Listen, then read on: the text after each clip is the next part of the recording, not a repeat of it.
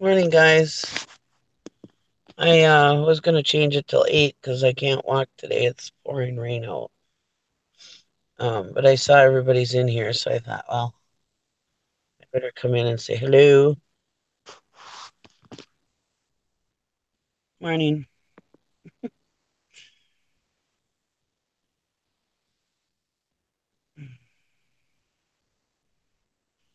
morning, Debbie. Good morning, Mike. I thought I saw somebody else in here too. Morning, Hank.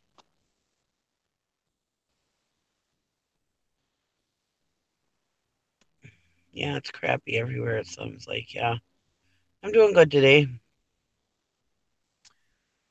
Yesterday I slept. I took a nap for about an hour. During Deb's show, I was gonna come on and visit with you guys while Debbie was on, but I ended up taking a nap. I was so tired. I had my daughter was in the emergency room the other night with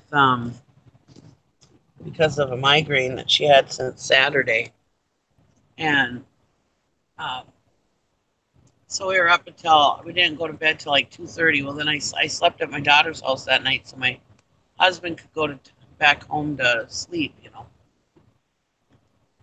and well, I went back to my daughter's house and went to sleep there at like 2 or 2:30. But then Amanda's dog, my other daughter, Diesel, he was he was raring to go. He was, he had slept all day because he was home by himself, so he was ready to party by the time I got there, and didn't let me sleep very long, or very much. Kept waking me up. So yesterday I was just dragging butt.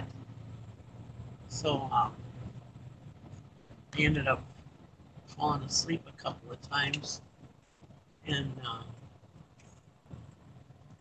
was like, no, can't do it. I gotta go to bed.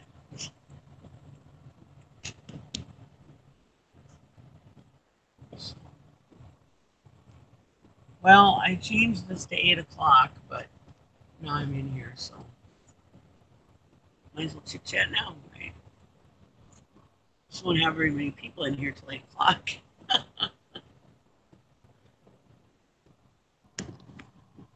Yeah, she's well, when she went to the emergency room the other night, they gave her some medicine for it, and um she was it took away a little bit of the headache. It seemed to be not quite as bad, but um yeah, he was happy to see me. Yeah. Anyways, he or she she still wasn't feeling great. Um, and then yesterday morning when she woke up, yeah, it was back full force. And so yesterday she went to see her regular doctor. See, she wanted to go see her regular doctor in the first place, but she called her regular doctor, and her regular doctor was like, "Well, you need to go to the emergency room immediately." So, anyways, yesterday she went to see the regular doctor, and he put her on some pills. And so we'll see this morning how she's feeling. I haven't heard. She didn't start taking them till last night, so we'll see how she feels today. But that's miserable when you have a headache, a migraine that long. I don't get, thank God, I don't get migraines very often. I get them maybe once every year or two.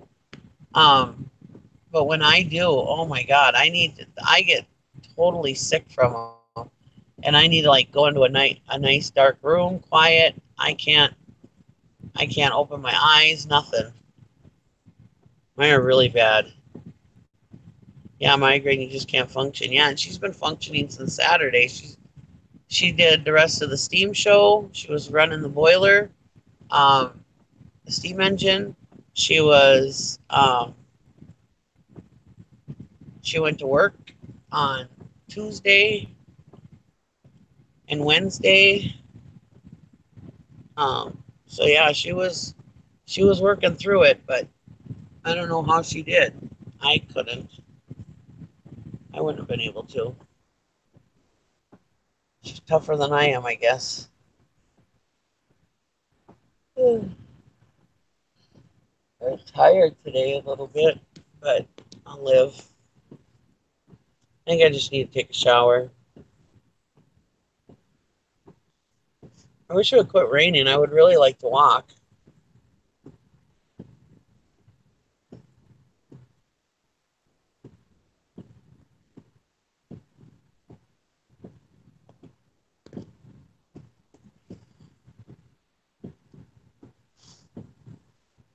It smells make me sick when I have a migraine. Glad I don't get them often. Maybe a few a year. Yeah, me too. I don't get them very often. But boy, when I do, woofta. So I was all set up, had my water, and woke up to rain. Yeah, I was ready to go. I wanted to walk this morning, but it is pouring out, pouring. Which I don't have the truck right now. I should. Well, no, my daughter will have it locked. My daughter drove the truck yesterday, and she's been driving it all week. I'm not sure why we ended up switching vehicles. Um, I don't remember why. She needed to use it for something, and then we just haven't switched back yet. Um, anyways, my umbrella's in there, so. Or if it was just like misting or something, I wouldn't worry too much about it. Plus, I worry about my phone in the rain too. So,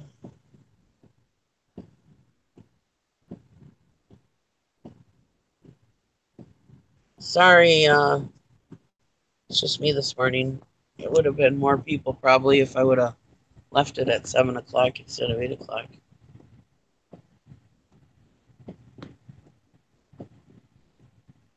Cooks and both temps have gone down. Well, that's good. At least it's not too hot like it was.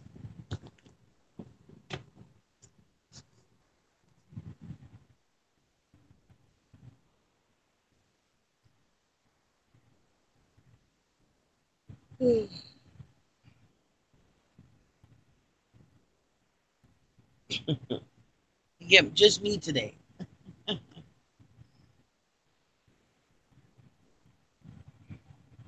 have to go in and get something to drink. I'm like dying of thirst.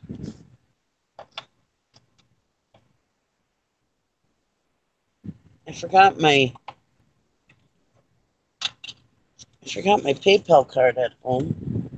And my husband took my cash. I think it worked. So,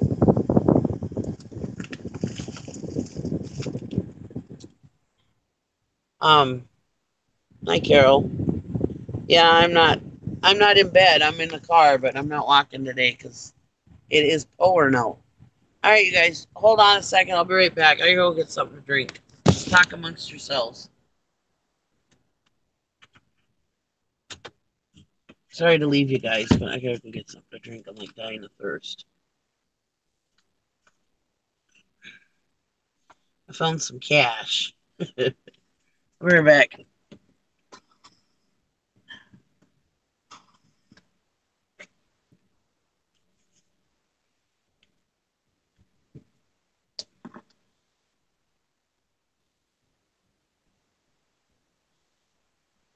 I take you with me into Quick Trip, but they have music going real loud, so I can't do that. I'll be right back, guys.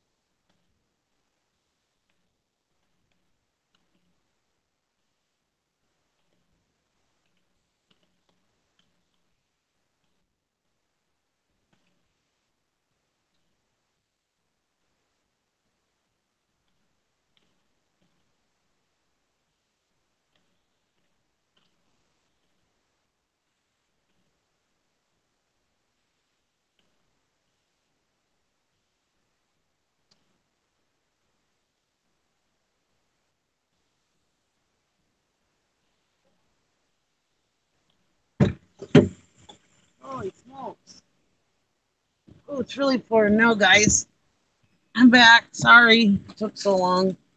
Like, it's crazy in there. Nice of me to just leave and leave you guys all here. Sorry. I'm sorry. Okay, back. What is going on? You guys starting? I am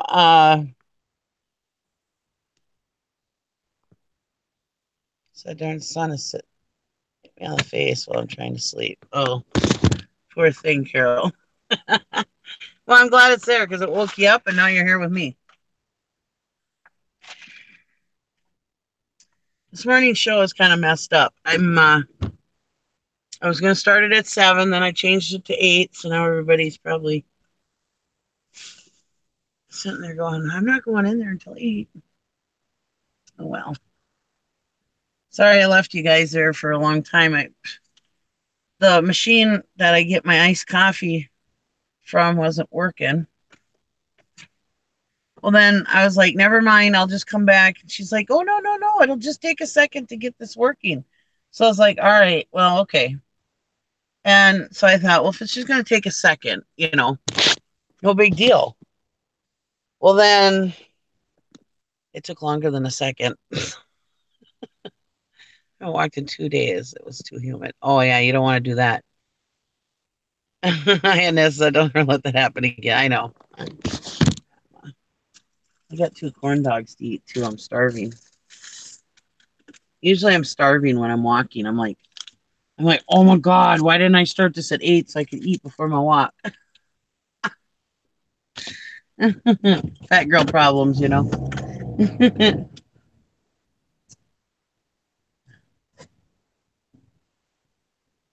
Anyways, we're just shitting here. We're just shitting here. Sitting here just chit-chatting.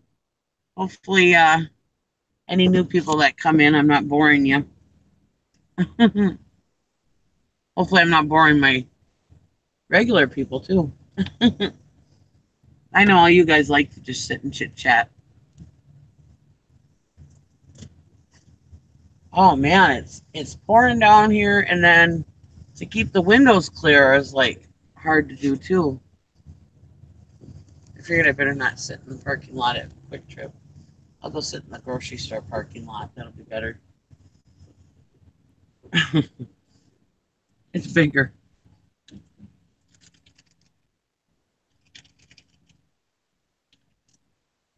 And then the guy at the cash register, when I grabbed the corn dogs, he goes, "Are you ready?" I said, "Just a minute. I got to grab some mustard." I said, "You can't have corn dogs without mustard." He goes, "Gross." And I said, "What?" He goes, "Mustard on corn dogs?" And I was like, "Yeah. What else do you put on corn dogs?" He goes, "Ketchup." I was like, "Well, I'm not a big ketchup eater. I mean, I'll eat ketchup if it's on something. I don't mind the taste of ketchup. It's not like I don't like it. I just I don't go out of my way for it. I don't put it on stuff usually. Well, yeah, usually I don't. Usually I put mustard, just mustard. Um, but I'll eat it if it's on something. It's not that I don't like it. It's not like, I want some ketchup. So usually I just put mustard on. I'm a mustard eater. Ketchup is good. It's a food group. Yeah, I know. I got my niece. She's like crazy about ketchup. So is my husband loves ketchup.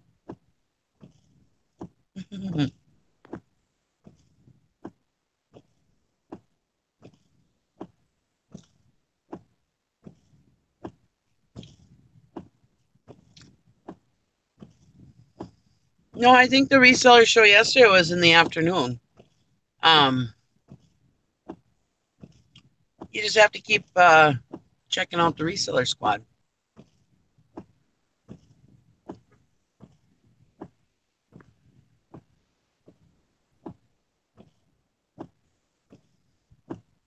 Yeah, I believe that misspelled. Yeah, I love corn dogs too. Thank you, Carol. I love you guys too.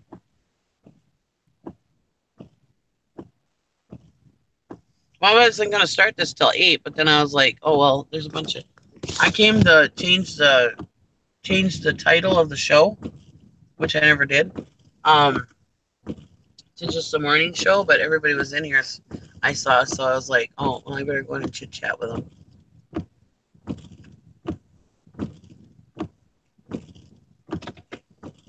Which anytime we have more time to chit chat, that's okay with me.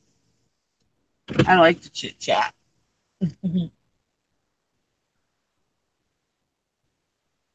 Well, now I'm bummed out because I was gonna go work at the storage shed today and get a bunch of stuff listed. That's why I came to town.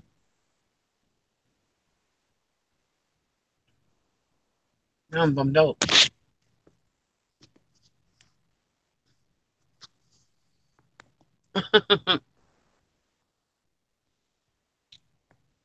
I got to go to the bank this morning, so I can't get on.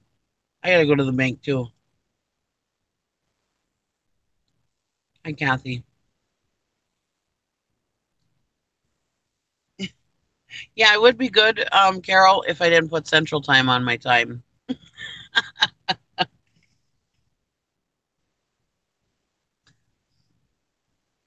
The things are trying to make me feel better.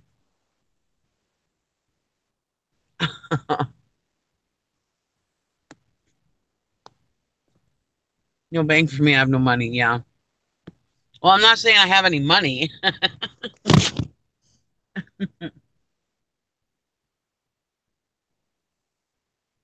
had a $50 return the other day, yesterday.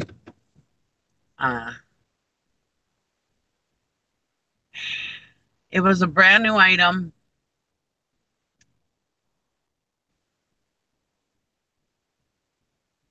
Still in the package, but apparently it didn't work. So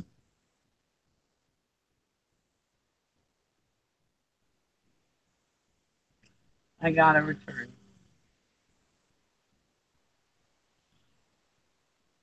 When I get it back, I'll have to test it out and see if it works, and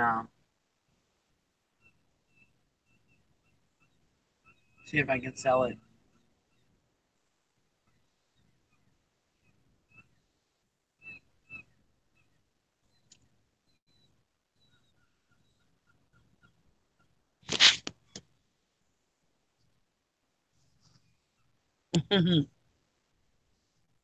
Steal me some too, Kathy, will you? I had a return I need to do this morning. Can you guys hear the seagulls? That's proof that it's raining.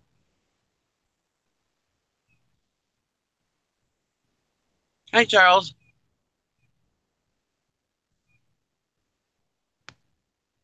No, she's on vacation right now, Charles. So she's not doing the show right now. Between me and Deb and Sally and stuff, we're gonna try to keep the show going.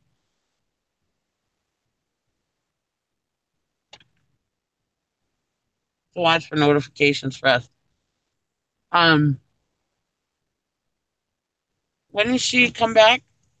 She's gonna be gone for like what, 12 days or something.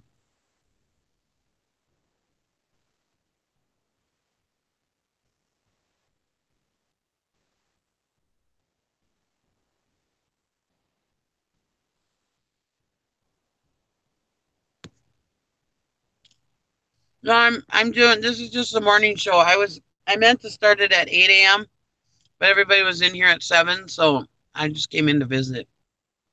Um, but yeah, go to the bank. We'll still be here. I figured if Sally's power is still out, maybe I won't be done till later today or something. Her power went out from the storms over there, I guess, and so I didn't know how when she would get it back. So I thought, well, I'll just do a show.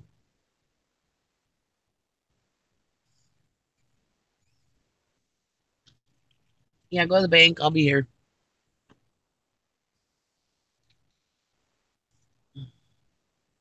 Yeah, I'll be on. Hi, Erin. Thanks for coming in.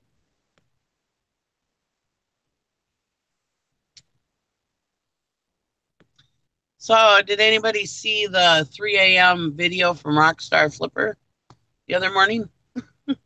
Might as well get some controversial shit out right away this morning.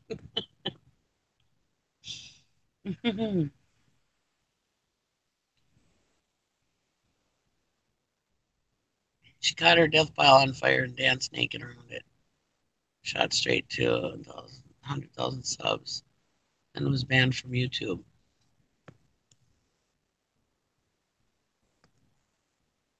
Oh, Valerie. Um,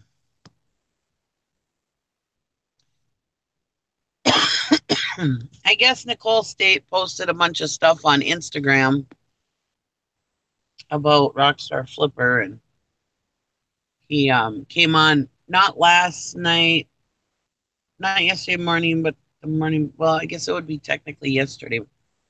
It was Thursday, I think, at 3 a.m. Yeah, I don't usually watch him either, but um, she posted a bunch of stuff about him on face or I mean on Instagram, trying to say that he was racist and a bunch of other stuff. And so he was just coming on and talking about it. Um,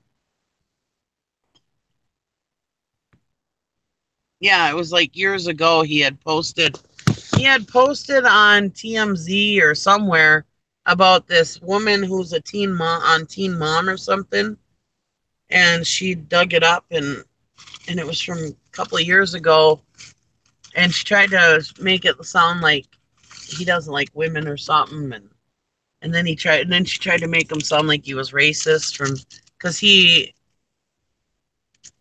said something about um the Black Lives Matter movement. He had said I don't know the exact wording. You guys will have to go watch it. He said he's not taking it down. I didn't watch it till last night because I was just flipping through my feed. I mean, I'm still subscribed. I don't watch him all the time, but um, if he's in my feed, I'm subscribed to him. So if he has something that looks interesting, I go watch. But anyways, um, he had said something about the he had commented about something about the Black Lives Matter movement, about the protesting, and then the comment he made was meant to say or was said something about or what he meant. I don't know. But anyways, it was supposed. I don't know what he. You guys will have to go back and watch it. But anyways, it was. She put it out there to make it look like he was racist, and he was saying that he didn't agree with the Black Lives Matter movement because all human lives matter, not just blacks, not just whites, not just Asians, not just Indians, just human. And he didn't agree with that to he says, yeah, go protest all you want, that's fine, but don't make it so that emergency vehicles can't get through, and everything. So when all that was going on and they were making it a nuisance to the public safety, that was what he was talking about, I guess. But anyways,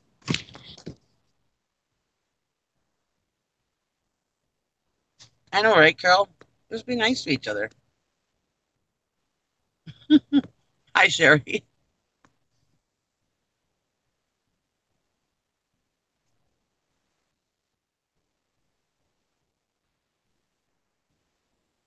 There you go, Hank. That's a good idea. She has a mental problem.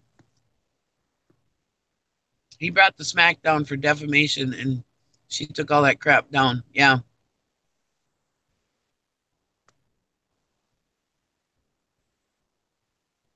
yeah, she twisted it to make him look like he was.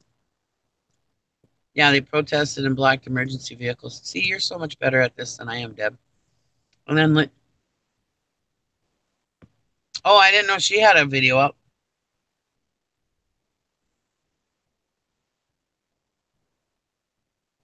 What happened with Lindy?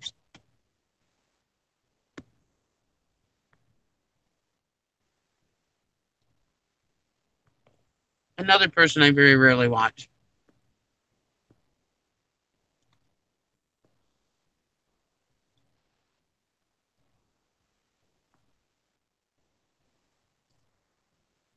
See, we got our own little drama community right here.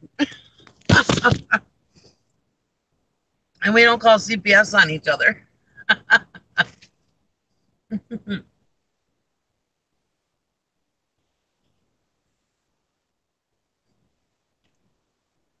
Drama drives views, so people like the drama.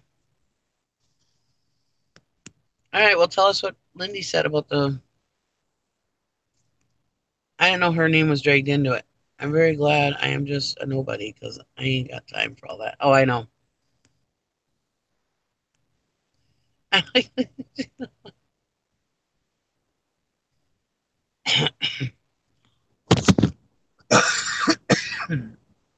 I did think that, what is Rockstar's name? Casey? I think Casey was very spot on when he was like, don't worry about what I'm doing, worry about your own business because you got a lot more problems than I do. And that is correct. She's got a lot of crap going on.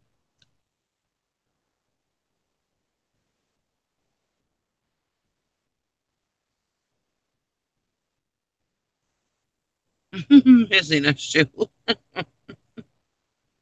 That's bad. She only talks and flirts with the chap when she's like, oh, yeah. Yeah, she's very flirty. That gets a bit annoying, but whatever.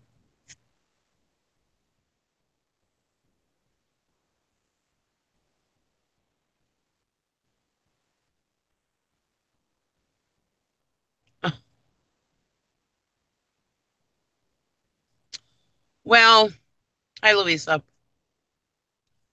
I kind of agree about that. I mean, I understand that, yes, if you had,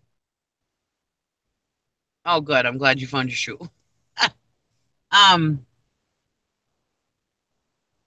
I'm sure that the initial shock of him being autistic or whatever was horrible, but or I'm sure it was a shock, and nobody likes to hear that their kid has problems.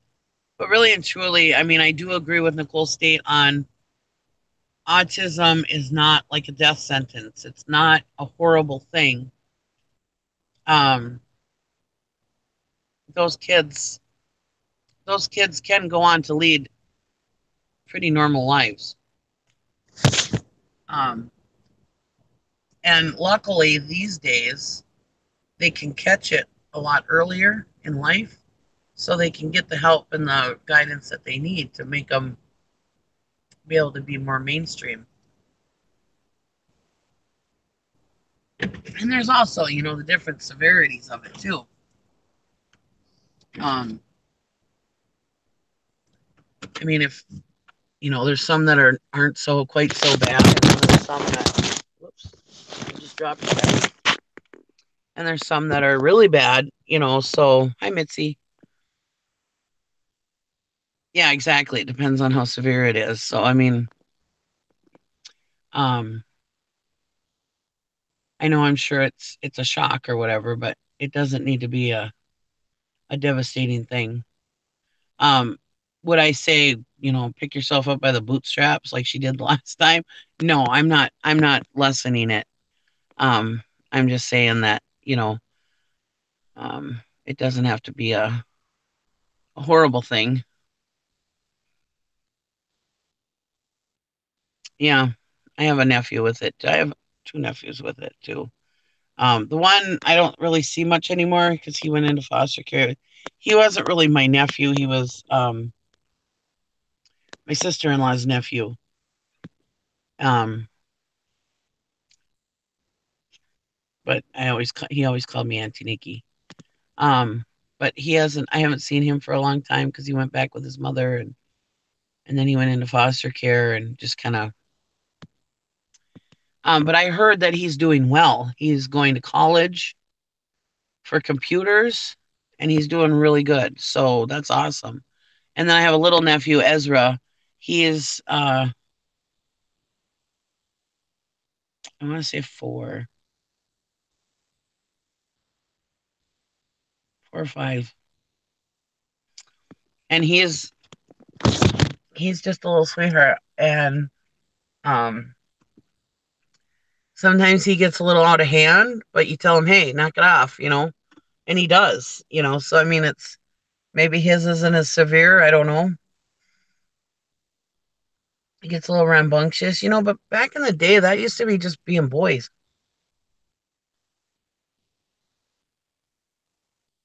But um, he's doing really good though, and he's not. Um, yeah, he's just doing really good, and he listens. When he does naughty things, and you tell him knock it off, he listens. And he says, "I'm sorry," and he's so sorry. He's so freaking cute. You can't be mad at him. He looks at you with that little face, and you're like, "Oh my god, you're so cute."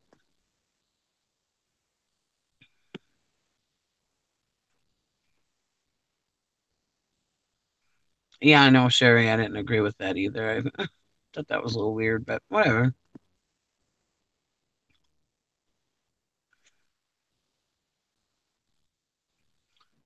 Yeah.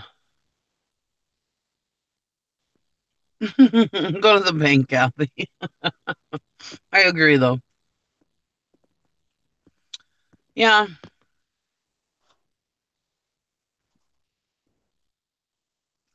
Well, like I said, I don't know either one of them very well, Nicole State or Lindy, so I can't really elaborate on too much or talk about too much, but um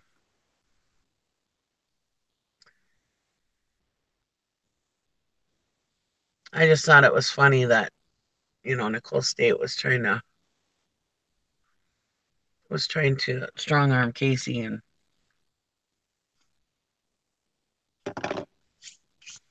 which him, I don't watch him either, so I don't know what he's up to really. I can't say I don't watch him because I do once in a while, but I mean not like I watch you guys. I'm not in every one of his shows.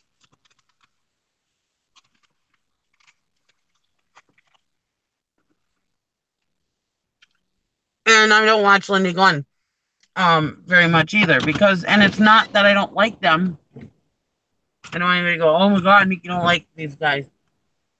It's not that I don't like them. I don't really know them. Um, but they're mainly clothing sellers. And um, I mean, like, I come and watch Valerie's clothing clothing hauls, but that's only because I'm there to support my friend.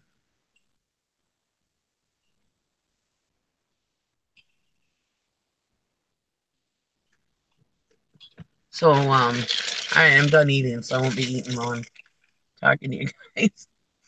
Um, so yeah, I was pretty much just talking to my friend instead of watching it because of the clothing.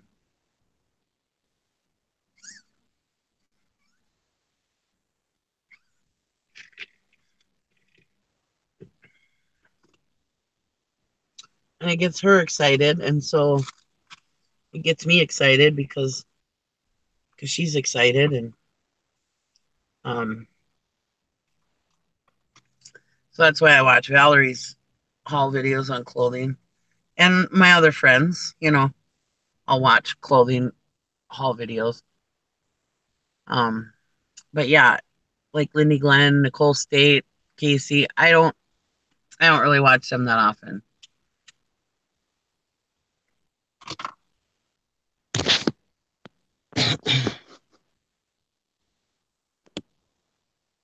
Start prepping to list everything tomorrow. Good. I know I am a clothing seller, but it's like watching paint dry, watching some of the.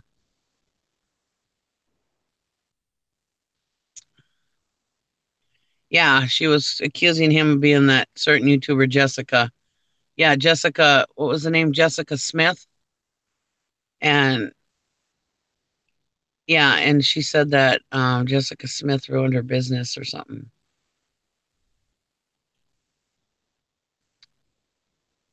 Yeah, I've seen your posh closet. Yeah. I think I've only sold like three things on it. So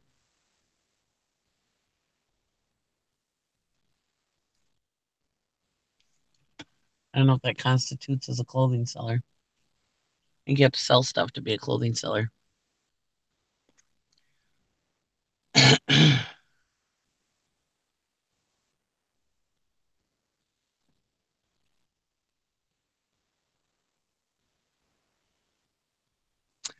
Yeah, I used to think he was kind of skeevy and whatever. I didn't really trust him, but I've noticed that he's kind of toned that down a bit. He's not as he's not as braggy as he used to be.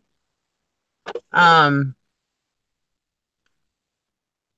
so I don't mind him as much anymore. I don't like to watch people that are just real braggy, and I mean that doesn't or like or people that are like, you gotta hustle hard and, and we're gonna do this and da da da da da. And I don't know. I don't like people that are all about the numbers because we all I've made thousands of dollars on eBay in a short amount of time before. I've made $500 in a month on eBay before. I've been at every spectrum on eBay, except for millions, of course. But um, I don't think people need to sit there and chat about their numbers. Chat about. I mean, you can see how these people live. You know, um, like me, I'm a middle class family. We do all right, but I'm not rich. I don't drive anything fancy, but my bills are paid.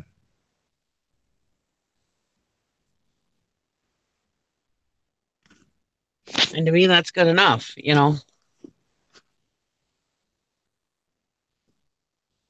Oh, really? I didn't know he answered. He answers all of his. He's a saint. YouTubers selling courses, buy low, sell higher, and of course, yeah, no kidding. Me too, Nikki. He's a good guy.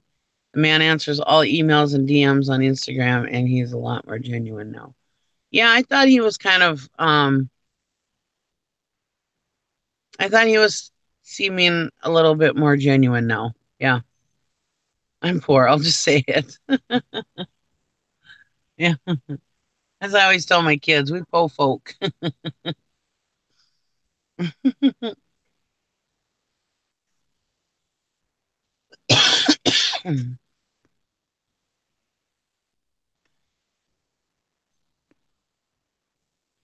But all in all the drama that's been going on or that's going on right now ain't nothing compared to that drama community.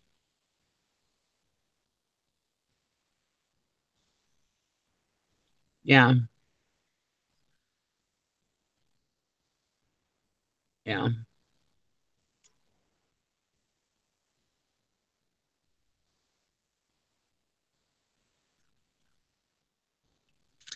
Yeah, at least they're just fighting it out on Instagram and stuff. They're not calling police on each other.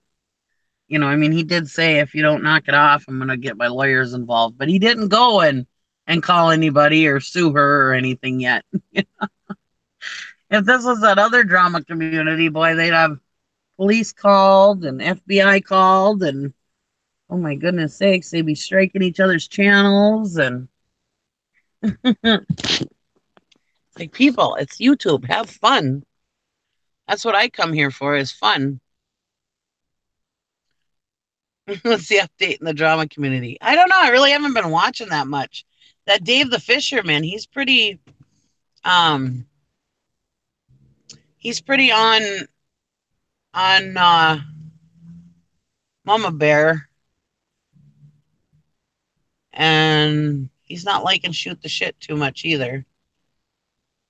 He said the other day that he was watching a live stream, and Pam said like 50 lies in that live stream. I didn't watch it, um but the other day I saw the picture of Ricky's legs. Ugh. The guy's got MRSA and um in his legs, and he's got to keep them wrapped up. Oh, they were so gross. I want to vomit just thinking about the picture he showed. He was on somebody's live stream. Was it Dave the Fisherman, I think? Anyways, he was on there, and he came on and said, that he didn't like the Shannon sitting there making fun of him all the time about his legs, which I think that's in really poor taste. I mean, the guy has MRSA in his legs, and if anybody doesn't know what MRSA is, it's a really bad, bad, bad, bad infection that's like you can't take medicine to get rid of it or nothing. It's resistant to everything, and it eats your skin. Um, and once you have MRSA, you always have MRSA. I think it is. And you have to like tell the doctors and stuff every time you go to the hospital and stuff. But anyways, nobody should make fun of somebody who has MRSA in their legs. That has got to be devastating. And um, I don't care how you feel about somebody. You don't make fun of somebody or laugh at somebody or whatever when somebody could get their. I mean, he'll get his legs cut off. There's no two ways about it. With MRSA, as bad as they are, it's all the way up to his knees. There is absolutely no way he is going to keep his legs. I'll guarantee it. Seeing my mother and my sister being raging diabetics, they didn't even have MRSA, and they both lost legs. Yeah, no, there's definitely no way he's going to keep those legs. It's not a matter of if he keeps his legs, it's a matter of when he's going to lose his legs. Um, because eventually he will. And I don't care what that person has done to you. This woman, the Shannon, she's always picking on him about his legs. And even that day when they were doing a live stream, she came in on the live, and she was still making fun of him, calling him a retard, making fun of his legs and everything else. It's just like, yeah, don't make fun of any illness. Yeah, exactly, Carol. I mean, I don't care what anybody is. And even that Rick, I mean, I don't even think he really says anything, really. It's more Pam than him, I think. So to sit and pick on him is like me going over there and kicking that dog, or something. Um, I'm not saying he's completely innocent, but anyways, yeah, I mean he's got MRSA on his legs, and yeah, it was disgusting when he showed the picture. And I mean, I'm not on anybody's side. I'm not against the Shannon. I'm not against shoot the shit. I'm not against MFW. I'm not against any. Well, I am against Mama Bear. She's just out of her freaking mind. But I just watch them, so I don't really have any. I really don't have any thing to say about it. I mean, I'm not on anybody's side. I just watch it. But I was on the side of you don't make fun of somebody who's got MRSA on their legs and that are going to lose their legs. I mean, you just don't do that just out of human decency, you know. All right, it's 8 o'clock, people. The show's going to start. Be ready for the flood of people that are going to come in at 8 o'clock.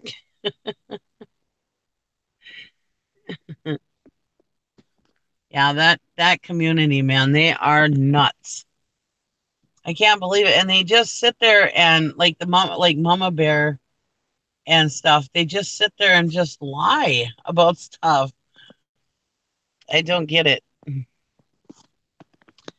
I'm going to go out and resend the link to my people here and see if anybody wants to come in.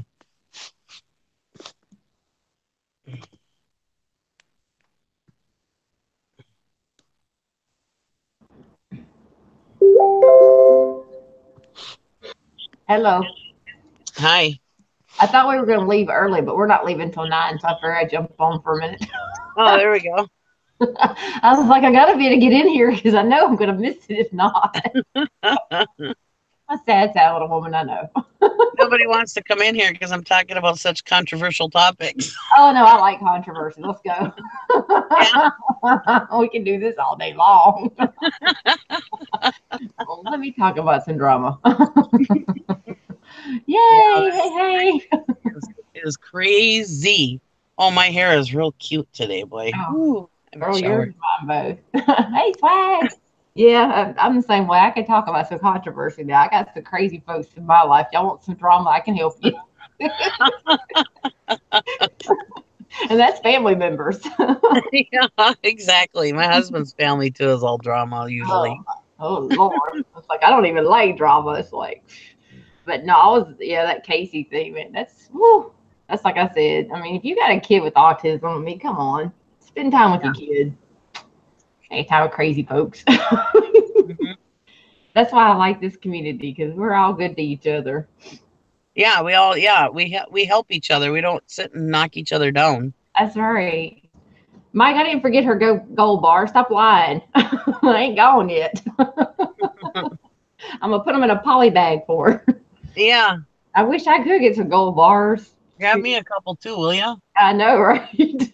I'm not greedy. I'll just take a couple. I know. I don't even need that many. No, One will do me, thank you. I ask for one thing, she says. I know. One thing. Damn. Can't even get that right, can I?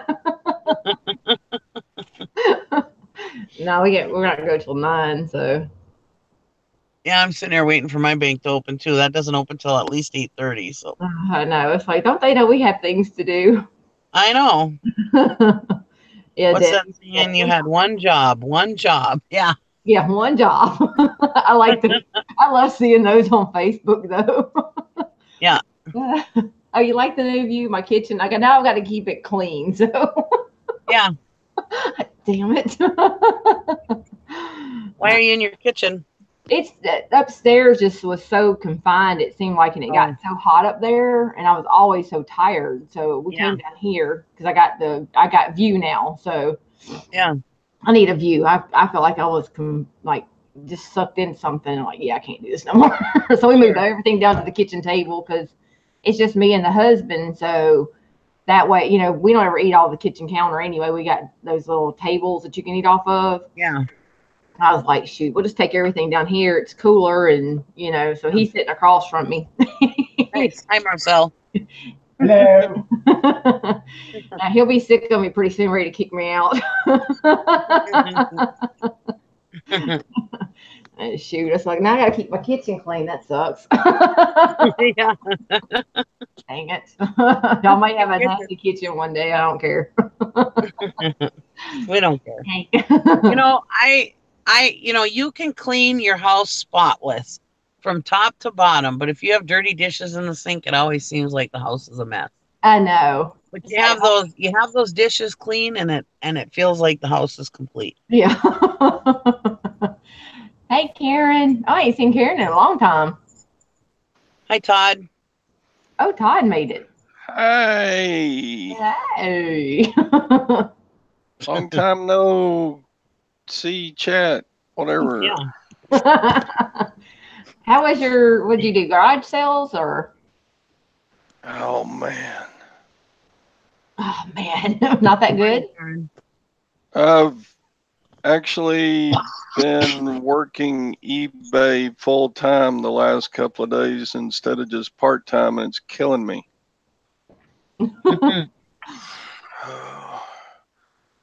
I Yeah, shipped Hank. some monster speakers yesterday and went to estate sales while I was out. Yeah. And man, I'm worn out. Yeah, Hank said that you heard gold bars and came a running. Yeah. Gold bars, what? I didn't want to miss out. Did they buy that cover thing from you? Huh? Did that movie thing buy that cover thing from you? They did. Now I gotta spend the rest of the day trying to figure out how to pack a 60-pound steel Oh boy. monster thing. They're gonna send me a shipping label as soon as I figure out dimensions and weight and all that. Awesome. Oh, they're gonna send you a shipping label? Yeah, well, I had it listed for local pickup only, right? Oh. Mm-hmm. And the Gotham television set decorator folks, they said, well, we really want it, but it's going to be exponentially more expensive if we have to have it packaged before shipment. Can you please put it in a box for us and we'll pay full price? Hmm. Oh, And wow. I went, sigh. Because that's the reason I wanted to do local pickup on it, is because I don't want to ship the sucker. Mhm. Well, But they said they would take care of the label and have it set up a FedEx pickup. I would go to and get some nice couple of boxes, and I would double box it. Mhm. 60 pounds. I would think you could double box it and it should be okay. I'd probably go pick up some of that foam too, like Jim uses, Yeah.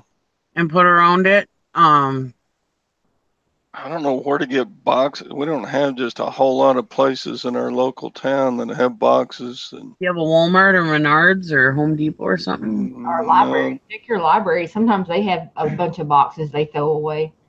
Yeah. and it's 30 inches wide. Yeah. Oh, Yeah, our you may have to make your own box. our Well, library. just do you have anywhere? Do you have any like foam or anything? I can get some from the local hardware. Okay, so I would get some of that half-inch or 1-inch foam, whatever Jim uses. I would Yeah. get some of that and put it in there, and then tape it up real good. And then I would take some cardboard and wrap the cardboard around it real tight and good. And then I would take a regular box and then put that all into that big box and then ship it that way. I think that would give you enough Yeah. enough I was protection. wondering, well, it doesn't need protecting. It is solid steel. Well, I know, but I mean, I'm thinking about the box breaking. Yeah. And I would go as far as if you wrapping the first piece of cardboard around it to make its own little box, I would double box it. I would put the address of where it's going on that box, if you can, just in case the big box breaks. But I think you'll be fine if you just put it in. Like I said, if you use a little bit of foam, put the box around it, and then I would put either some bubble wrap or some foam in the other box, like kind of like floated in there, in the big box, and then Yeah. but make it as tight as you can, that box. You don't want any room for it to move around. Yeah. That's how I would ship it. I'm just thinking, if you pick up a box that's got a 60-pound thing in it, wouldn't it just bust up the box when you lift the box? No, not necessarily. Those boxes are pretty. Yeah. And then I would tape the shit out of it too. Tape the shit out of the the outside box. I would definitely tape the shit out of it. You know what would be good too? Because we have like picture frame boxes that we got from U-Haul, and they're really thick, and they're like $7 for them, and they expand out. You could use those, and those are like heavy duty. Or you could build a crate like what's his face does too. Yeah. But I don't think you need to go that far. But Yeah, just for one. I think you'd be fine if you double box it. So What, you want me to take the camera off? It wouldn't be okay to just slap a label on it and send it as is? Would No. FedEx not take it like that? No, I don't. First of all, I don't think they would. Second of all, yeah, that's not very professional. Because what if it got dinged up on its way? I mean, not like it's not going to get bent or anything, but what if it got like dinged up or something? No, I would, like I said, I would put it in a box and then put that box in a box. Well, it's built to be out in marine weather on the deck of a ship. Well, I understand. It's big and tough, but yeah, I get your point. You don't want to take any chances of it getting dinged up or. Yeah, because they may. I don't think FedEx will take it without it being in a box. I like Hank said, squirt some spray foam between the boxes and call it good. That spray foam that you can buy at Home Depot. Yeah. That might not be a bad idea. Well, I would say you don't need the foam, but I was worried about it cutting the box. You know what I mean? Yeah. So that's why I was thinking putting the 2 pieces of foam on it and shrink wrapping that together or taping it together or whatever. Yeah. And then that would protect the boxes from that, because I would imagine it's kind of sharp. And then, but yeah, you absolutely do not want that sucker to move at all. Yeah. Because if it moves at all, that's what's going to break your box. Yeah. I think if you keep it so it's not moving around in there, I think you're going to be okay. But I would definitely double box it, because one cardboard box is not going to hold 60 pounds, I don't think. I would definitely double box it.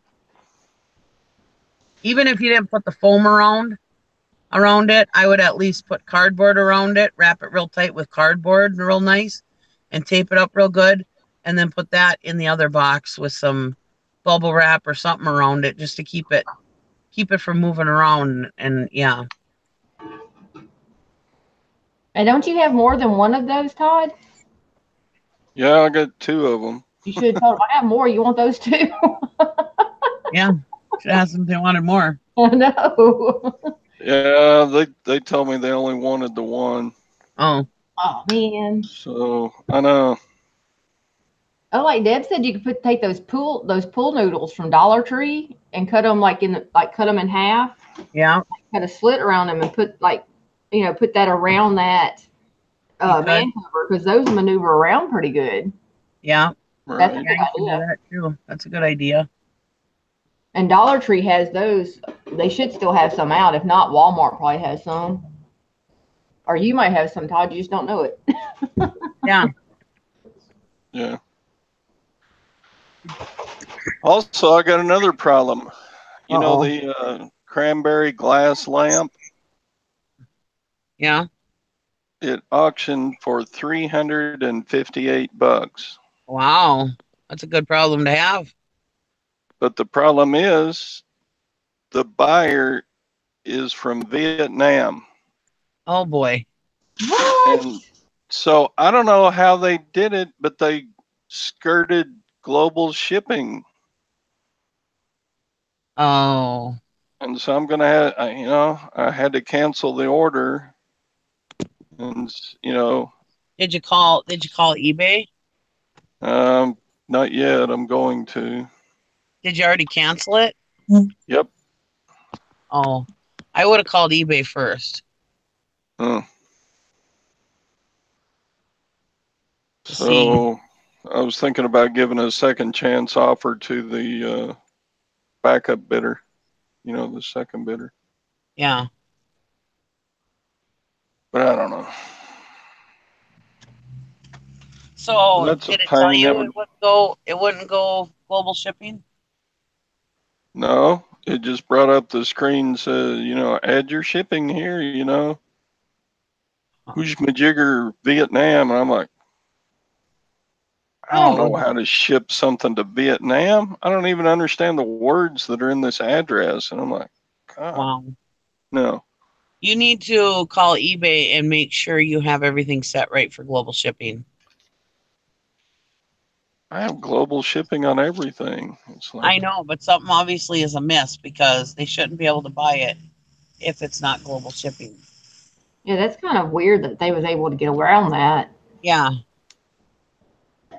That's happened to me like 2 or 3 times this year. Yeah, you've got something amiss in your settings somewhere. Yeah. I would call eBay. I'm not on my computer, so I can't really walk you through anything to check anything, but yeah, I would definitely call eBay and have them go through it and see why these people are getting through that aren't global shipping. Yeah. Hank was wanting to know if you had any additional alternative shipping methods allowed beyond GSP. I don't remember 7 days ago when I listed it, but I'm pretty sure I just have standard global shipping program. I don't have alternative clicked. If it did it on its own, and I didn't have anything to do with it. Yeah, that's just that you have to watch some of that stuff sometimes because some things will click on there like where'd that come from, you know? And Yeah, what did you put as the cancellation reason? Something wrong with the buyer's address. Yeah, that's what I would have done too. Yeah. And then I sent the buyer a message saying, I only use global shipping program, and if you still want the lamp, to message me today. So, and then I can put it as a buy it now for that customer, and Yeah. same price, to make sure I've got global shipping. I haven't relisted it yet, so. Yeah. Hank, you had the same thing. Huh. Crap. I don't want to go through my 900 listings and check and make sure I've got the right boxes checked for shipping. No, there's one setting in there in your shipping practices or whatever policies or whatever it is that you can click that will make sure that all you do is GSP. Yeah.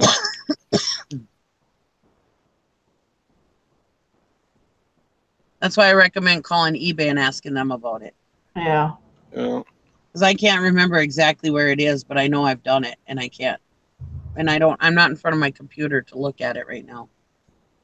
Then also yesterday, I got a message from a customer wanting to buy something from me, but he lives in Uruguay, and I was like, Jesus. nope, global shipping doesn't go there, so sorry.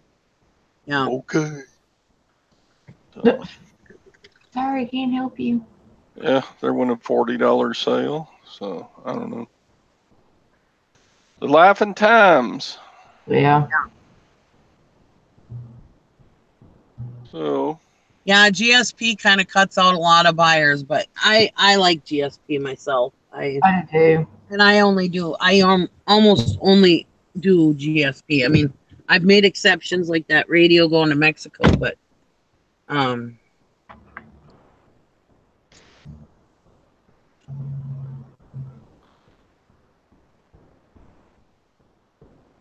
Otherwise, I've had the best August I've ever had with eBay. It's been really good. Yeah, you got a lot of good sales. Yeah. Last few days. That's nice. Yeah, now I gotta watch that Gotham City just to see if I can see the manhole cover. Like, it's Todd. Yeah. And I don't even like that show. I've never watched it. It's actually a porthole. I mean, not a porthole. It's a deck manhole. It's not a. It's not just a manhole cover, like a street manhole cover. Yeah. Not like that. It's. I'm still gonna have to watch it now just so I can see it because I know what it looks like. Yeah. I need to see it now. Hey, Johanna. So anyway. That's cool though. Yeah. I keep getting all the crazy buyers, so they just want to. I had one guy email me yesterday wanting to buy. I have like that old compass set, it's a vintage compass set with the case and everything. And he goes, well, I'll buy just the tools. I don't want the set for $18.55. You send it to me free shipping, blah, blah, blah. And I went and looked on his site because I always go do my research of who's buying from me. Mhm. So needless to say, he was selling those little compass tools for more than what I was selling the whole set. So I told him that was okay. I declined his little offer, thanked him for the education though, and I took the whole listing down. So now I'll go in and list all the little pieces one by one. I was like, thank you for the education. I've been getting crazy emails like on, I'll buy this now if you put in this there. I'm like, well, okay, I guess you don't want it because this is all I have, you know. Yeah. It's been crazy emails for me, so no sales. Yeah, I like those buyers that come up and say, hey, you know, this is this, and then Mm-hmm. you put this word in there, you probably sell it better or whatever. Yeah, I like those, but this guy, he just wanted to like do me. It was like $23 for the whole thing with the case, and he was like, Oh. "I'll buy just the tools for $18.55. I don't want the case, but in free shipping." And I went and looked. You know, of course, I research everybody that buys from me just to see if I'm going to have a problem. And I Yeah. seen that he was, you know, he had a bunch of those tools individually selling for like $14.55, $15 by themselves. Yeah. So I told him, I said, you know, I appreciated, you know, his interest, but you know, that I wouldn't be taking that offer, but thanks for the education. And I just took the tools down. I'm just going to sell them individually now myself. So There you go. thank you. I appreciate it. You should have just bought it outright. Yeah, that's what happens when people get greedy. That's right. I was like, okay, whatever, just buy this stuff. Don't talk to me. I mean, I don't mind you talking to me, but dang. Yeah. I had this razor, one of those, what are they called? Those straight razors or whatever, or, yeah. Anyways, it was one of those gold filled ones. Well, when I listed it, I only listed it for like, I think I listed it for like $20 or whatever, because I didn't see that it had the gold filled markings on it. You couldn't see it with the naked eye, and I have good eyes. Yeah. Anyways, somebody had done a, like, 2 minutes after I listed it, somebody came back with a $10 offer or something on it, either $10 or $15. This was a couple of years ago, and I was like, why did this person offer me like 2 seconds after I listed it? Why did he send me an offer right away on it? You know what I mean? So I was like, huh. So then I started looking at the razor, and I looked up this kind of razor, and some of them had said gold filled or whatever, and I was like, oh, well, let me look closer at this, and I still couldn't see anything. So I put those magnifiers on, and sure enough, I found out that it had the gold filled letters on it and stuff, and I ended up selling it for like $80 or whatever. Oh, wow. Yeah. That's awesome. Yeah, no, Yeah. thank you for helping me. I appreciate it. Yeah. And of course, I didn't accept that guy's offer, and I relisted it for like $80 or whatever. Yeah. Ended up selling it like the next day for that price. Oh, wow. Yeah. That's cool. I've never heard of those before. Yeah. Look for those. Yeah. Hey, They're like a Glenn. regular razor, but they're like a regular straight razor or whatever they're called, just regular razor. I can't think of what it was called. It was a couple of years ago, so I can't remember the name of it or whatever, but it ended up having the gold filled whatever in it, and so yeah, it went for like $80. Man, yeah, sometimes you'll learn a lot of stuff with somebody to send you like an offer right away or some little message or whatever. It's kind of like, okay, let me research this. Yeah, it's like, why does this person want this old nasty razor so bad that because you figure, okay, if they've messaged you like within a couple minutes of listing it, obviously they have this in as a saved search. Yeah. To let them know anytime something like this comes up. So obviously it's important enough for them to put it in a safe search. Yeah. So then it makes me think, did I miss something? And sure enough, I did, because with the naked eye, you couldn't see that those gold filled initials. That's yeah, it's kind of. I always wonder about some things, like if you put it up right away and then they're offering or they buy it right away, you're like, well, what did I miss here? Huh? But Mm-hmm. Yep. you know, especially if you have a buy it now, you just kind of like, okay, well, you just have to chalk it up as what it is. Yeah. You know, but that's kind of funny. I just been getting weird ones here lately, like a bunch of just different emails and different stuff. It's like, okay, I'm not a garage sale. You know, I don't know what Yeah. y'all thinking. Yeah. Well, that's what that razor, that guy shouldn't have gotten greedy because he could have went and bought it for $20 and still made plenty of profit on it. Yeah, Because that's yeah, what I had it listed for. It was either $15 or $20. I think I had it listed for $20 because I usually don't list things for less than $20.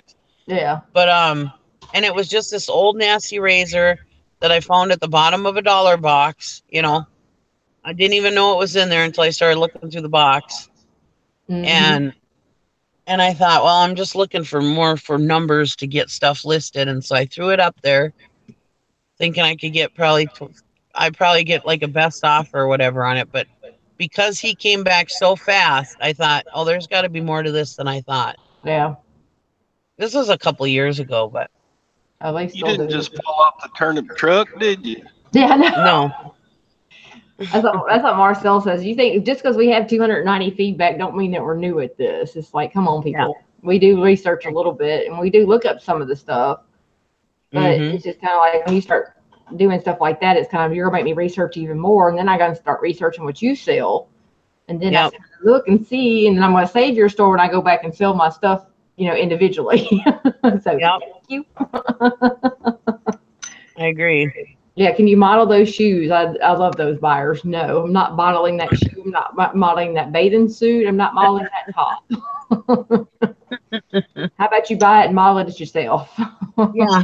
Because it ain't gonna happen. Let me I know how like it it. goes. I'd like to model a shirt sometime and pull it way up over my big belly and show my hairy big belly up in a. There you go. This is for you, baby. Enjoy. Oh, I don't remember who posted it yesterday, but that video of that woman in that swimming suit. Oh my God, I yeah. laughed so freaking hard. I know. I saw that yesterday. So I've got to share this with y'all because only y'all can appreciate it. Oh, is that you, Kathy? Yeah, Oh God, that was so funny. She was such a good sport. she really was. I was like, I don't know if I probably would just for the shock factor, but that was so funny. I was like, for him to do the whole picture of everything, I was like, yeah, okay. Yeah, that was hilarious. Woman would so not put that on. If I did that with me. That was good though. That was. I know, Hank, I did too. I was laughing so freaking hard. Oh, I And was just to too. listen Oh to my him God. talk. I'm like, I'd kill him. I'd kill him. Oh, dude. I just love And then I was like, well, I hope he did actually bring her swimming suit so that she could wear something during the vacation. I know. He wouldn't have to buy me one. I don't care. I would have went out. That was funny. That was good. I liked that. I was like, I had to share. I was like, yep, only y'all could appreciate this. Harry cracking the cheeky tongue, yeah. Yeah. Very cracking. And then the whitehead comment, I was like, going, really?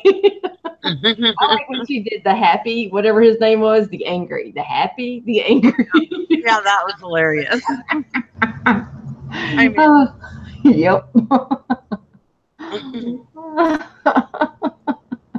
That was too good though. That's like something I'd do for sure. Oh, Joanna wants to know if you know anything about McCoy pottery, Nikki. McCoy pottery. Yeah. It used to be really good. I don't know about it anymore. Hi, Glenn. Yeah, I think she posted something in the squad. I think she tagged Bridget. And I think Bridget couldn't find anything on WorkPoint. Oh, is that? Yeah, I'll have to look. Yeah, I don't know anything Maybe about it. echoing. It may be me. I was gonna say it might be me too. Let me put my earbuds in. So I get echoey sometimes. Oh, here I shut my car off because I hear a ticking sound. When I started it, I thought I hear a ticking sound. I was like, "Oh shit, am I out of oil in the car?" But now I shut it off and I hear it still, so it must be another vehicle I was hearing. Here, I'll put my earbuds in. That's a little better.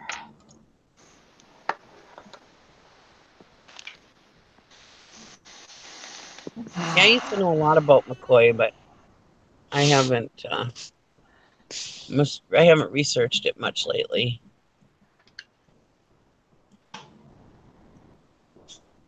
Yeah, Hank, I don't need to wear that bathing suit too.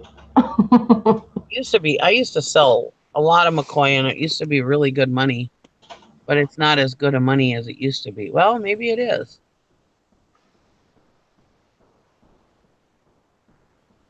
It was like a little house, wasn't it? Let me look again real quick. Hang on.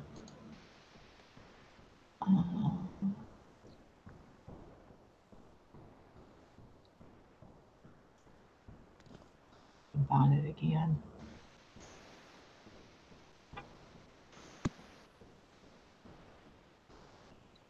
Yeah, it looks like a little house with like snow on top of it. Wow, here a vintage McCoy pottery rare haunted house. Used with a tea light or with a light cord, not included. It's a 5-inch by 7-inch tall. It went for $100. Oh wow.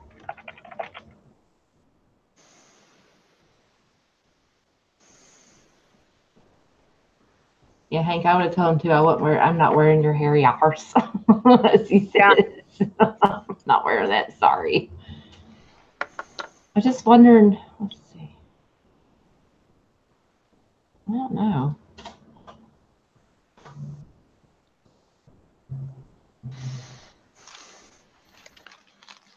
Okay, so yesterday at the estate sale, I got this gold ladybug. And it says 4K India on it. Oh wow. Or 14K India. Oh. But I'm not holding my breath. It doesn't look quite as high quality as the last one of these gold pens that I got. So pretty. Yeah, 14K. Oh, not India. Italy. Italy. Wasn't Valerie's necklace that she was looking at an Italy piece? I don't remember. I don't remember if it said Italy. I couldn't remember.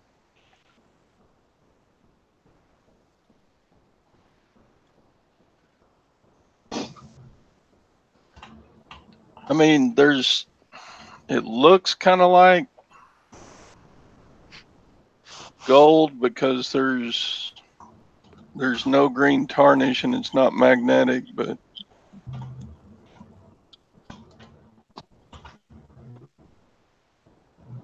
I don't know. Take it to my jeweler today and see what he says. Somebody, holy crap, Joanna, that's not you, is it? Somebody listed that Santa house that you have, just the one piece. I think it's the same one. It says rare McCoy art pottery Santa Claus house, red small, white foam chimney attack. I don't know what that means. They have it up for $1,000 or best offer plus $60. Holy crap! It's the Santa house. Yeah, and it's only the one piece. It's not 2 pieces. Because isn't hers like 2 pieces? Oh, that's her mom's listing. Oh no, it's got 2 pieces, I guess. I think. But still, that's overreaching just a bit. I think. I don't think I've ever even it. Oh, is that hers? Okay, so $1,000. Yeah. Yeah, I've never seen that one myself. So, well, Yeah, keep it up there as best offer. Maybe somebody will tell you something about it. hey, you might get some information. Some might be able to tell you a little more about it. Hopefully. You're not you're not gonna sell it quick at that price, but maybe some. Hey, listed high. Oh, that's my mom's listing. Oh, okay. Yeah, my mom loves McCoy and has studied it and sells it a lot. But most of the oldest pieces are marked in any way you just know it's McCoy. Yeah. Yeah, McCoy, you do know it. I know I used to sell the crap out of McCoy. I used to love it. I don't sell knickknacks like that anymore like I used to, vases and stuff like that. I don't sell it as much as I used to. I used to make good money on that stuff, boy, but glassware isn't as good as it used to be. You have to Yeah. really. It used to be where you could find almost anything and sell it, for a good price. But now it's like, yeah, it has to be really specific stuff if you're going to get the higher money out of it. I mean, even to get $20 out of some of that stuff is like pulling teeth.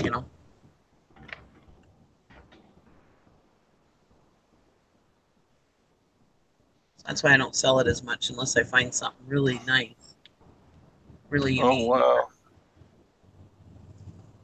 I'm going through these $4 watches I got yesterday at the estate sale. Yeah, This one says 14 karat gold. nice. Oh wow. Waltham. I take a chance on those. A lot of times you get a watch that isn't working, but if it's 14 karat, who cares? Yeah. Yeah, yeah, because people will be buying it for that more than they'd be buying it for the watch, right? Yep. I'll be right back. You guys can handle everything. I'll be right back. I gotta go pee. Okay. You had your funnel, you'd be good. I know. Hurry up, China. Ship it to me. I know, right? I'll be right back. Okay. Todd, do you just sell that as scrap? Is that what it is? Is it like scrap gold all at one time, or No, I sell all gold on eBay. I get better prices. do you sell it piece by piece on eBay, or do you sell it like on a lot? Gold, I usually sell piece by piece because it's worth so much in Hmm. small amounts. Oh wow, okay. I wasn't too sure because I know we got some like the gold and silver. I just wasn't sure how we were going to do it yet. I'm gonna have to hit you up when we get ready.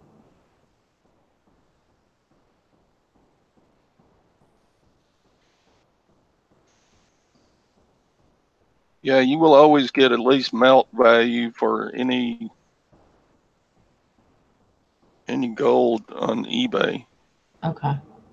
I mean, but then you pay shipping and insurance, and you might be for scrap below melt value, but it's still a lot more than the we buy gold and silver place will give you.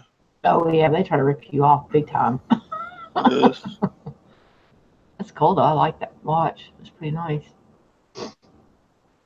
I still got to wrist go is through really ours. scratched, but I wound it up. Looks like it's running. Oh wow, that's nice. They should be saving that for Sunday's listing challenge. The Oh, I don't know. Polaroids. Let's see. Are we having a challenge? I think so. I think Sally's electricity should be on today,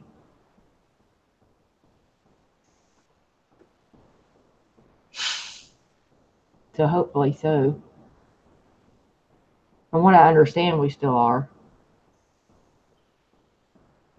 The $40, $50 worth of gold, and with the watch working, Probably get 60, 65 out of a $4 buy yesterday. Oh wow, that's not bad. Oh, there's Nikki's phone. Somebody's calling her.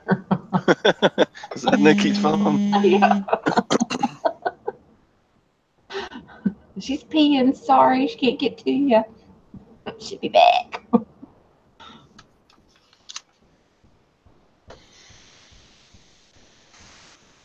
Yeah, sometimes estate sales, they'll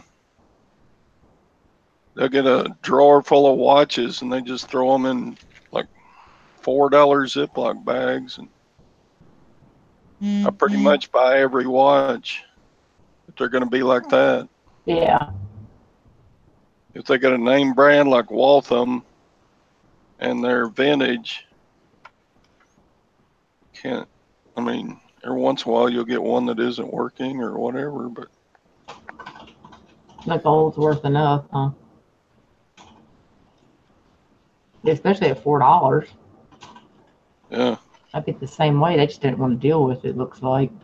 And this one's working. That's awesome. That's actually a pretty nice little watch. Well, that company actually had 2 estate sales running yesterday. Okay. At two separate houses. So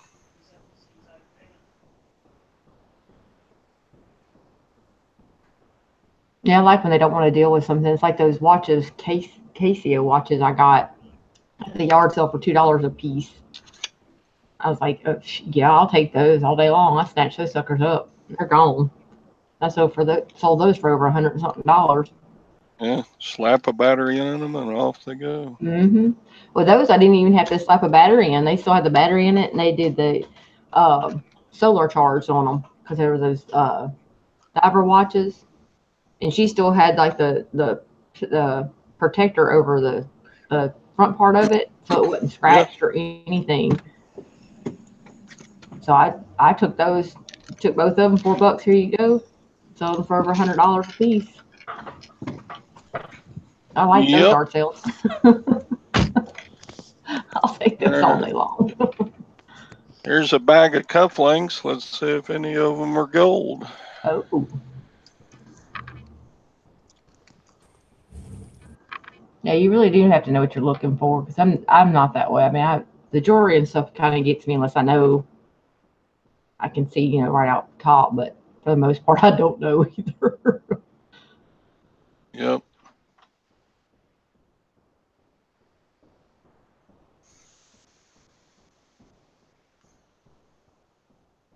So, Mike was saying that you guys do know that Goldfield is worth scrapping on eBay too. I guess it was in the chat yesterday, and a lot of people did not know better than selling sterling scrap in most cases. Well, I didn't know that. Dang it. I didn't know it would be better than sterling, but yeah, I knew it would scrap out. Oh, okay. So Goldfield will scrap out on eBay. All right. Yeah. Did not know that. Y'all are so worth of information.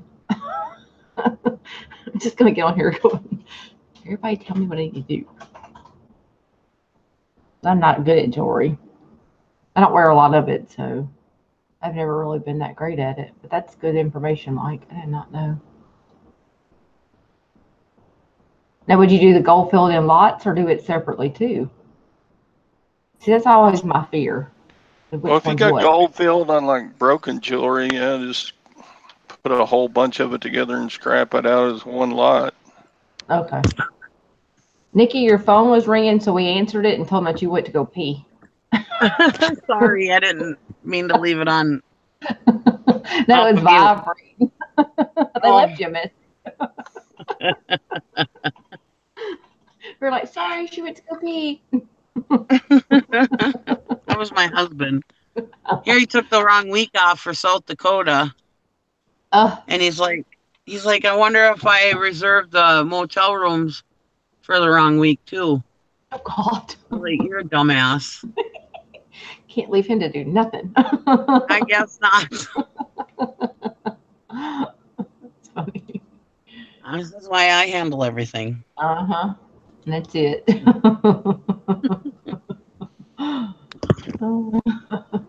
He's like, well, luckily my boss let me take the right week off and switch it. Like, you dumbass. That's good. At least he did that. Yeah, otherwise he'd have a lot of pissed off people on his hands because my daughters took the week off. My dad took the week off. So there'd be at least 3 pissed off people at him. Get your stuff together. That's funny. I better look and make sure he's right. Well, he kept saying it was like the week of like the 15th or whatever, the middle of the month. And I was looking at it one day and I'm like, no, it's this coming weekend, or not Labor Day, the week after Labor Day.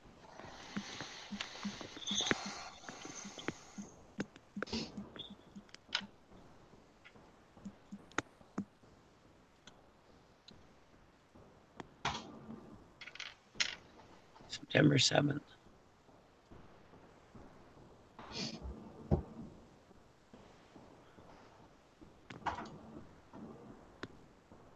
Oh, the Ladies of Steam will be there too.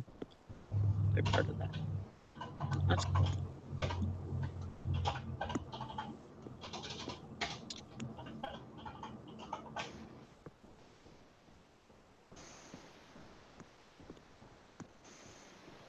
Man, I didn't know those old Keebler cookie jar elf houses were McCoy. I had one of those.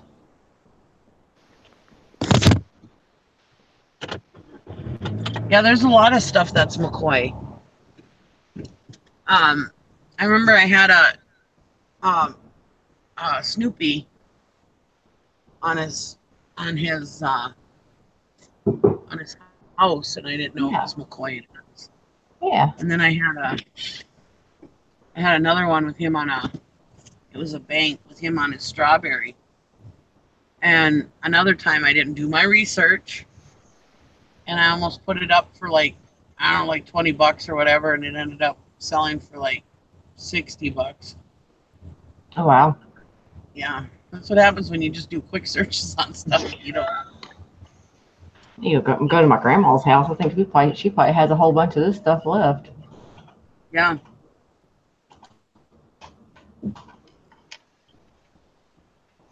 Tell Granny you'll buy her out of the whole lot of it. I know, right? But she's wanting me to come get a whole bunch of stuff from her house anyway because she knows I resell. Well, there you go. So I was like, I just need to go ahead and go. Well, I used to make a killing on pottery. And like I said, the prices have gone way down on them. But if you can find some of those really good vintage pieces that are really rare, yeah, you can really do well with it. It's just not, it used to be, a couple of years ago, you put anything pottery up, it seemed like it would go if it had a name on it, I even sold stuff without names on it, and not knowing what it was. So yeah, it used to be like really sought after, no matter what it was. But now it's a little more. You can still sell pottery for good money, but it's a little more not just anything will sell, and not just anything will sell for good money. Yeah. I'll definitely check those out. But you can still make money on it. I'm not bashing it for sure. Oh yeah.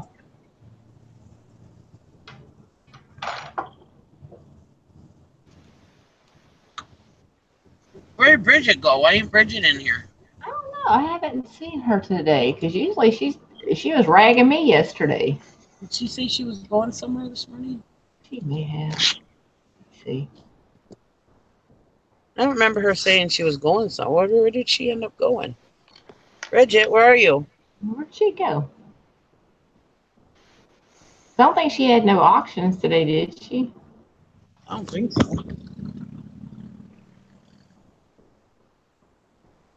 I can't find her. Like, where's she at? She must have told us where she was going. I just don't remember. Yeah. You don't see her online. She may have. I don't know where she's at today. But she probably did tell us. I can't remember my name from yesterday, so. I know. Shoot. Oh my God, traffic is horrible. I hate when you gotta go in the completely wrong direction just so you can get into traffic. Oh God. Don't be on the news, Nikki. Huh? I said, don't be on the news causing wrecks. Yeah. Local crazy ladies and drove in the traffic the wrong way. No, I mean going in the opposite direction of where I want to go. I know you guys completely turn around. Like, crap.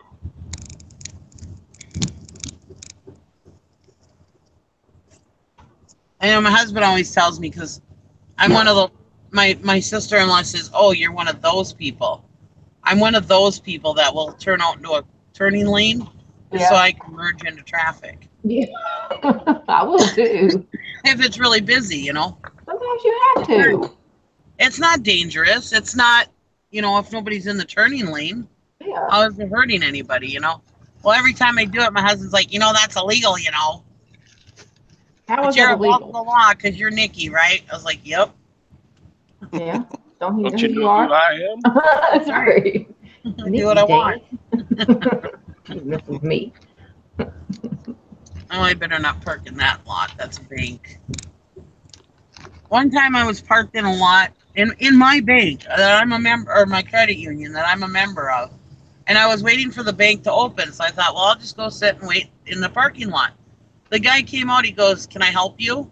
I said, "Yeah, I'm just waiting for the credit union to open. I'm a member here." He goes, "You can't park here." I said, "Why? It's a parking lot." He's like, "You can't park here when we're not open. If you don't have business here, you can't park here." I said, "But I do have business here. You're just not open to do it yet." Like, what the hell? Yeah, That's crazy. I know. Oh, Lord have mercy. Well, they're worried about somebody scoping it out. Yeah, I guess so. Well, I mean, come on, people. People always wait there for them to open up. Yeah, It makes like no sense.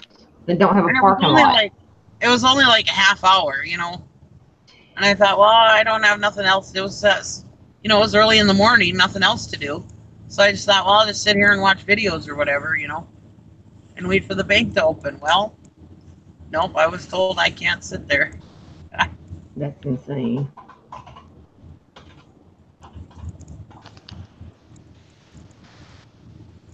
No, yes. That was really weird. That was really weird. So now anytime I stop and think of, oh, I'll just go park in a parking lot, I'm like, oh, not a bank. You're just not there. Mike, you're trying to identify Crocs. What are you looking for? Oh, he wants to know what to look for on Crocs. Ain't there like a little alligator on there?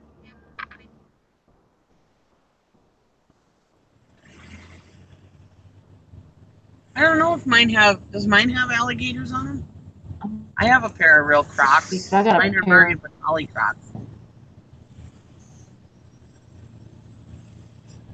I got a pair of it on my eBay store that we got. Let's see. Yeah, the shoes or the pot? I think he's talking about the shoes. Oh, I was talking the shoes. I used to go through a pair of light Crocs. They weren't Crocs, but they were light Crocs. Mm-hmm. Every year, I'd have to buy a new pair of light Crocs. My daughter bought me a pair of real Crocs, the Mario Batali ones. And I've had those suckers for like 4 years now. Or 3 years. They last a long time. Yeah, they do. I used to always just go get the $10 pairs. Yeah. Well, I know the one that I have, like on the inside sole, it has like the little alligator, and it has Crocs, and it has Crocs on the bottom. Oh, does it? And then it has like a little tag in there. So if he's talking about the shoes, that's what I know that's what ours looks like. I have a pair on our eBay store. So people Never looked that closely to mine. Yeah. What are you talking about, Maggie? It's way after 8 o'clock. I know. All right, well, I'm fixing to head out. We're fixing to go to the bank and get everybody some gold bars. I'll be sending them in poly bag. Y'all are paying for shipping. But if y'all are still in here, I'll hop back on. If not, I'll see everybody later. See y'all Bye. later. Thanks for coming Bye. in. All right, thank Have you fun. for having it. Bye.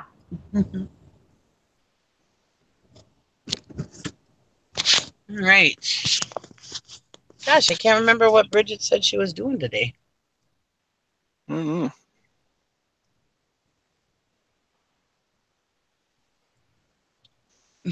Nikki, you know those old bag ladies that live in their vehicles are suspicious. Yeah. I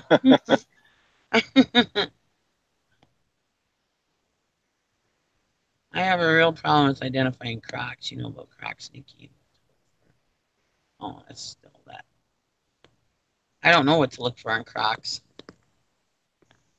but she did apparently. I have a pair of Crocs, and I had no clue that they had an alligator on them.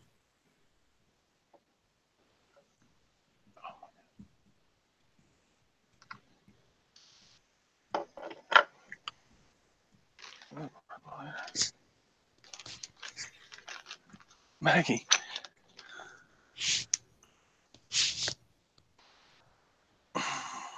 Okay, so here's a picture. It says how to spot fake Crocs. Identify the material the shoes are made of. Crocs are made only out of Croslite, a foam material, not rubber or plastic. Look for the Croc lettering on the back strap, CROC. Find out when the shoe was made. Let me go to this article.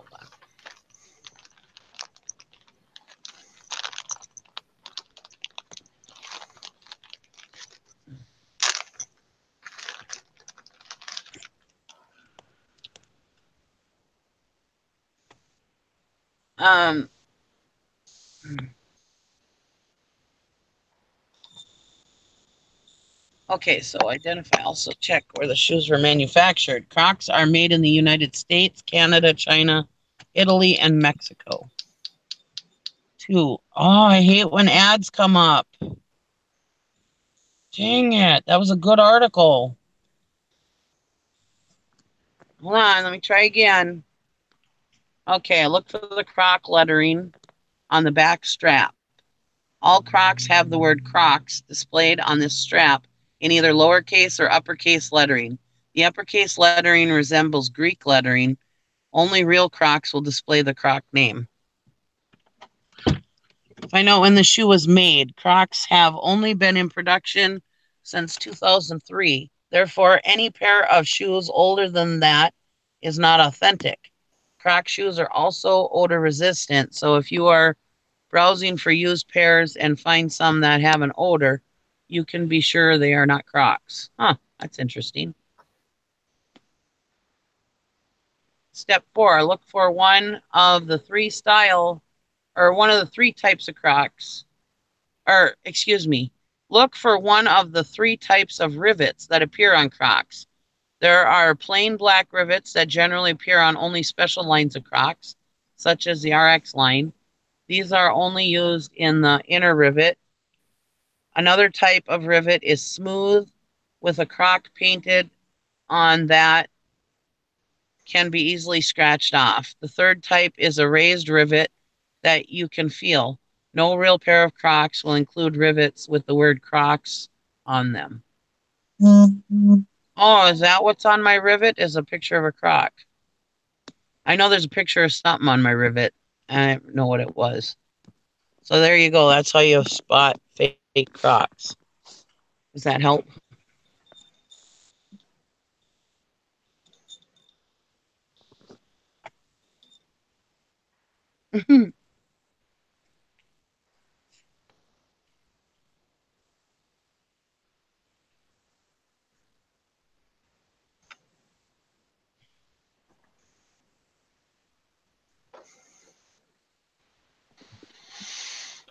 There, now you know. I Googled it. I'll copy and paste it here where I read that.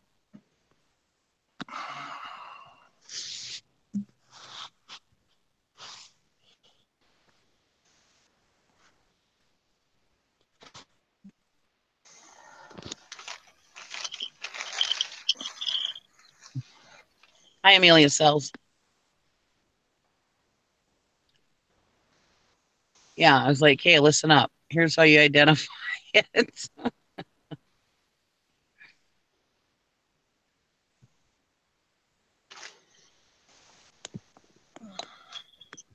So what are you doing today, Todd? You going to say rummage sales, or you just going to ship? No, I'm gonna spend all day if I have to boxing up that deck plate. That shouldn't take you all day. If I get that done, I'm gonna just list. I got a new batch of watches yesterday. Yeah. I got a bag of shirts at the bag sale at the rummage sale. I got a bunch of junk.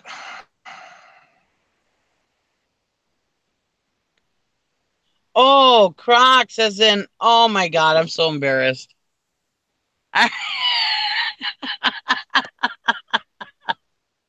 thought he meant Crocs as in the shoe. That's why they were laughing at me. Well, now you know. Like crocodile leather boots. I thought they were meant to.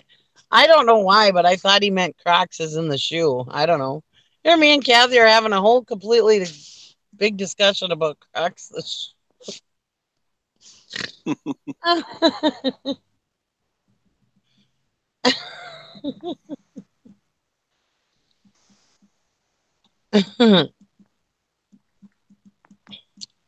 I do know Crocs have gone down.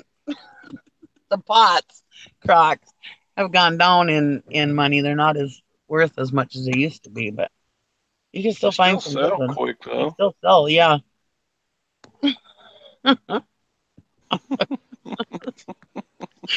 All right, guys. Now I'm laughing. All right. Now I was wondering why they were laughing at me. I was like, what?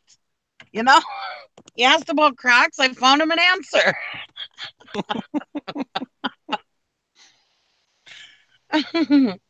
Oh, Mary added the article to her Pinterest. See, there I helped somebody. Shut up.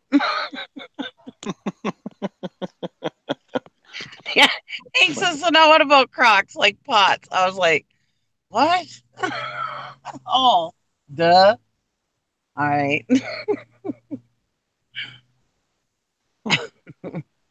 Well, there's a lot of clothing sellers and shoe sellers on here, so there you go. The more you know. I don't know.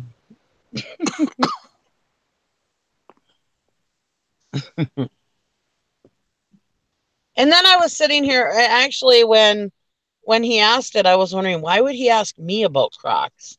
Not really being a clothing or shoe seller like the rest of them. Why would he ask me about Crocs?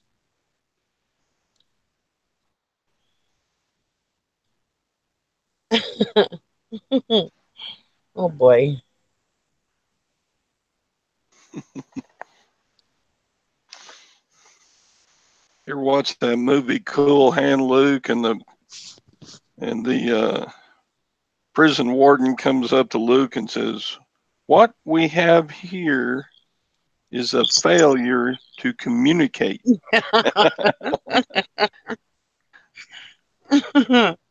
Everything about Crocs you never wanted to know. Yeah. Hank says LMAO. I just love that you ran with it. Well, you're gonna learn today. Yep.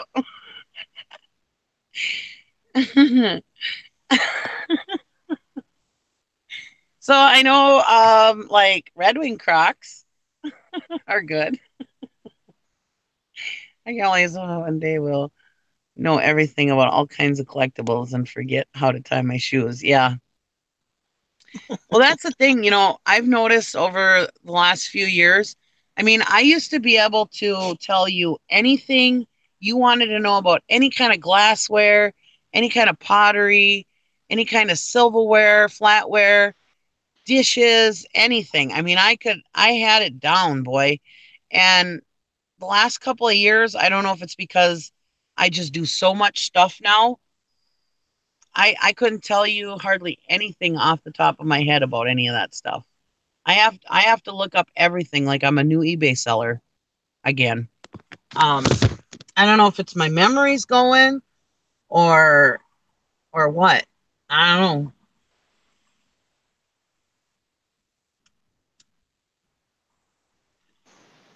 But I'm good at research, so I mean that's good. Nikki, and why is it you tend Nikki, and why is it you tend to things and not Gary? Yeah. Mm-hmm.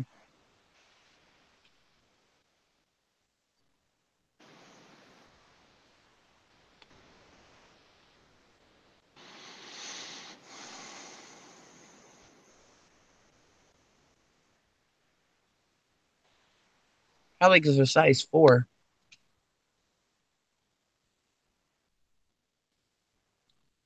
I think Sally is having one on Sunday, a listing challenge.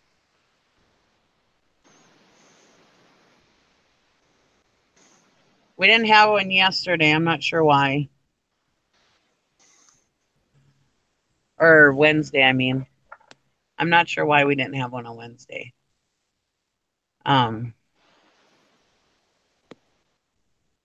Probably I don't know why. But anyways, Sally said she wanted to do one on Sunday, so I'm sure we'll have one on Sunday. Yeah, I might be aging, Mary. But I am only 44, so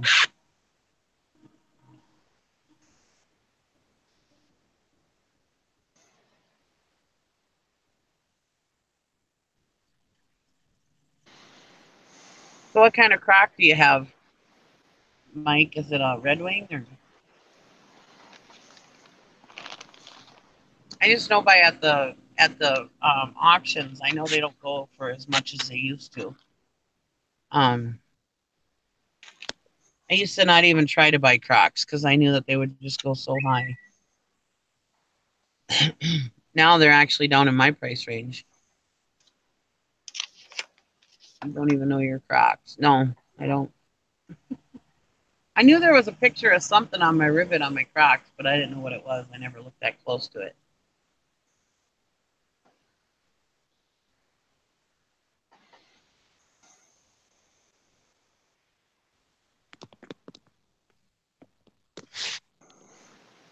Lori said she'd be in a little bit, but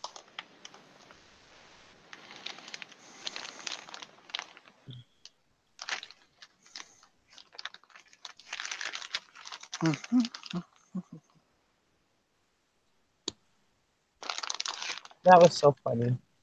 I'll be in after a while. I just woke up. I need to get some coffee. I need to wake up.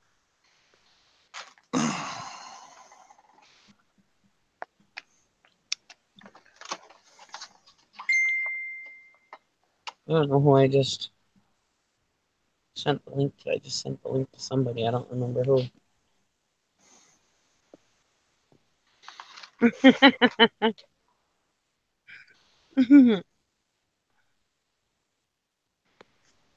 All right, Hank. Be nice.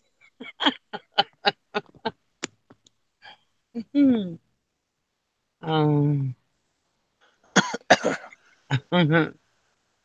I don't. He didn't even spell it as CROC, so I don't even know why I thought he meant Crocs was in the shoe. I don't know what I was thinking.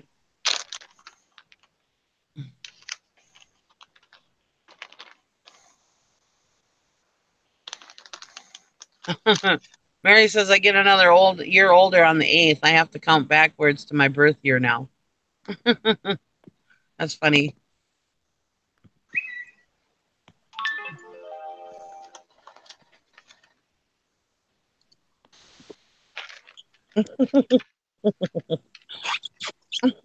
It's all right, Hank. I'm just playing. We're having fun. That's all that matters. We got 28 people watching. Woo!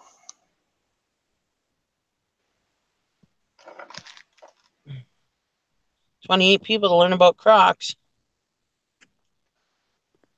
I'm sure there might have been somebody in those 28 people that want to learn about Crocs.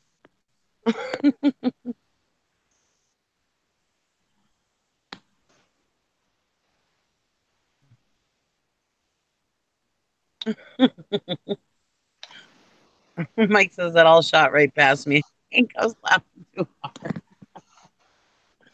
Well, I like to make people laugh.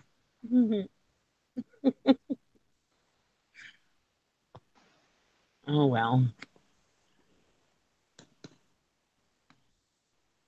Can never know enough about Crocs. Poor Scott, he said he came home from the hospital with a hole in his groin. What? What happened?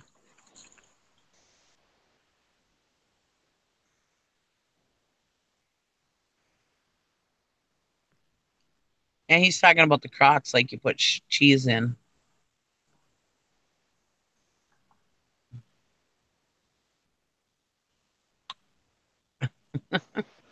No, I'm glad you got good laughs.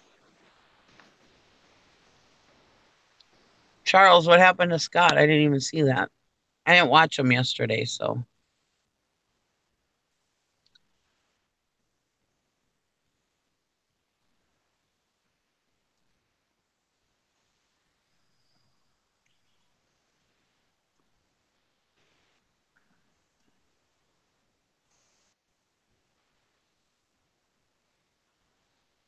All right, come on, people. You got to talk faster in the chat. Otherwise, they'll start talking about Crocs again.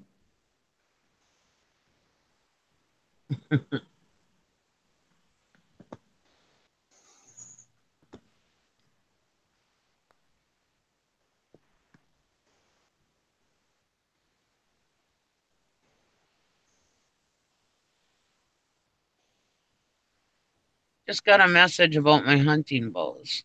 Guy wants them both and wants to see what kind of deal I would make them.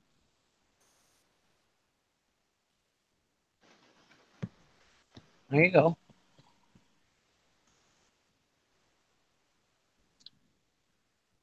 I tried a compound bow on Dwayne's auction one night, and yeah, I didn't get any bidders. But it was nice that they didn't like say, "I'll give you $1 for it," because the shipping was too much. But I never did put it on eBay. They sell pretty good on eBay, but I never put it on there.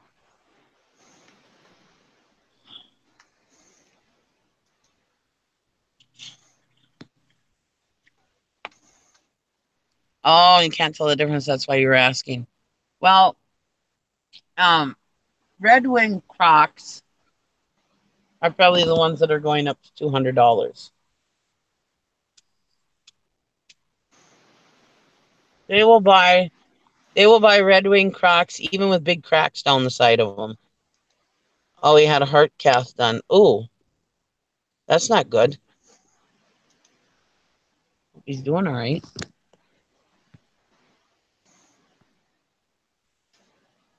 Um, the ones that are probably going for $10 are probably no name ones, but I know Red Wing. Other than that, I don't know the other Crocs which are good. I just know Red Wing because I'm from Minnesota and that's where they're made. Um, so I come across a lot of Red Wing. And almost now Red Wing has gone down in the last couple of years. It's not as good as it used to be, Red Wing pottery. But you can still it's like McCoy, you can still find good stuff.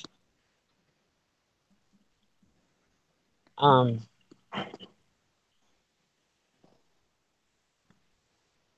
and still get good pricing for it. But yeah, the Crocs usually, well, I guess Red Wing's still doing pretty good. I mean, like a 2 gallon Croc was like $55 sold for. Um,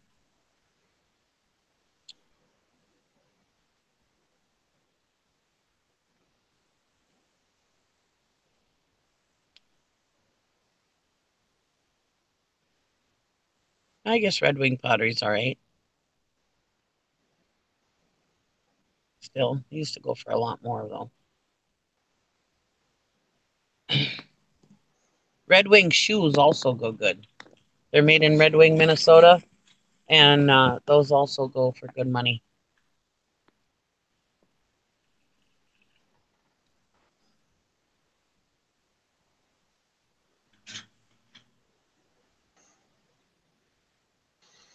Yeah, easier to pack them together.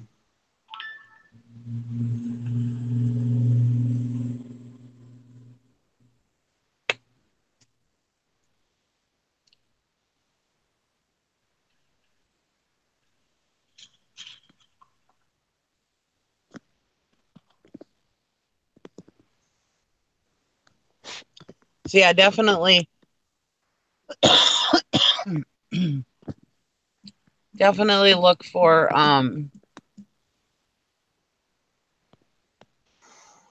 Red Wing.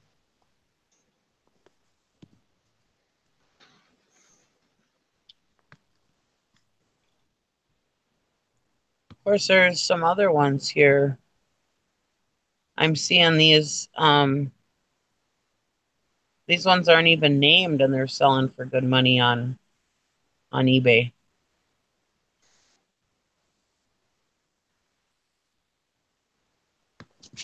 Early 19th century New England cobalt blue croc for $82.99. Of course, that's because it's so old.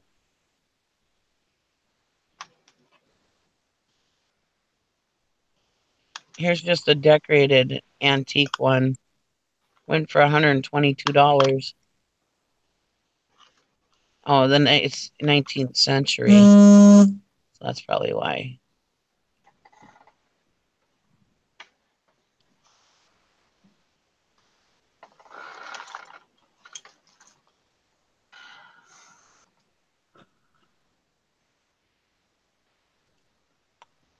Whitehall. Whitehall's always been a good name. That one went for $280, a 2-gallon one.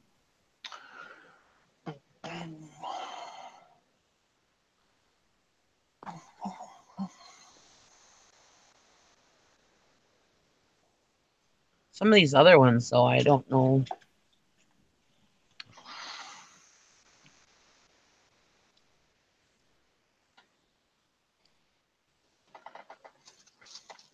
Plus, it also depends if there's some advertising on there also. Advertising makes a difference if there's advertising on it.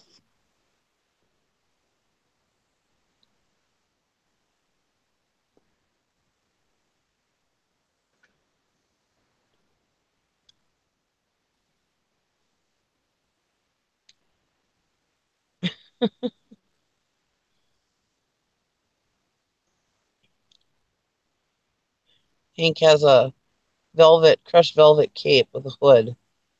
She wants to sell it or keep it. That'd be funny. Like a little Red Riding Hood? Yeah.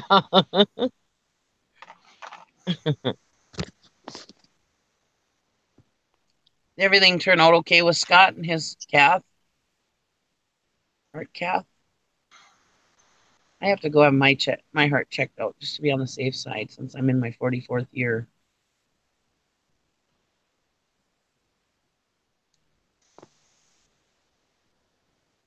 Yeah, I think I heard Scott say that everything was checked out okay. Oh, good. Good. He was still having to take it easy because they had to make such a big hole in his groin to get the tubing up in to check. Wow.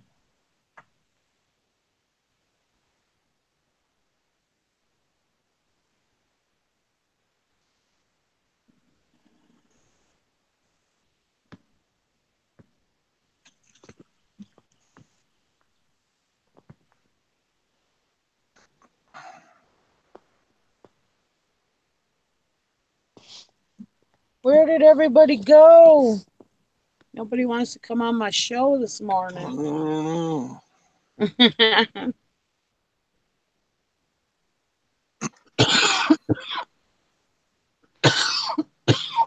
I got to leave and start building that box pretty soon. Yeah.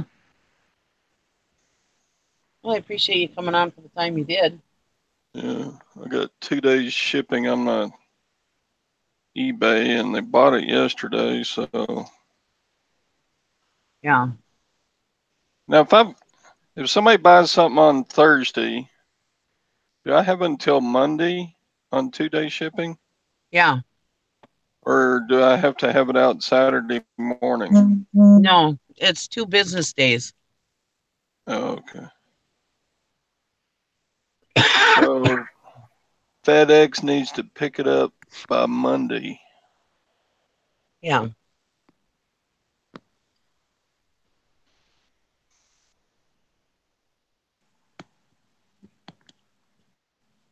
Do they pick up there?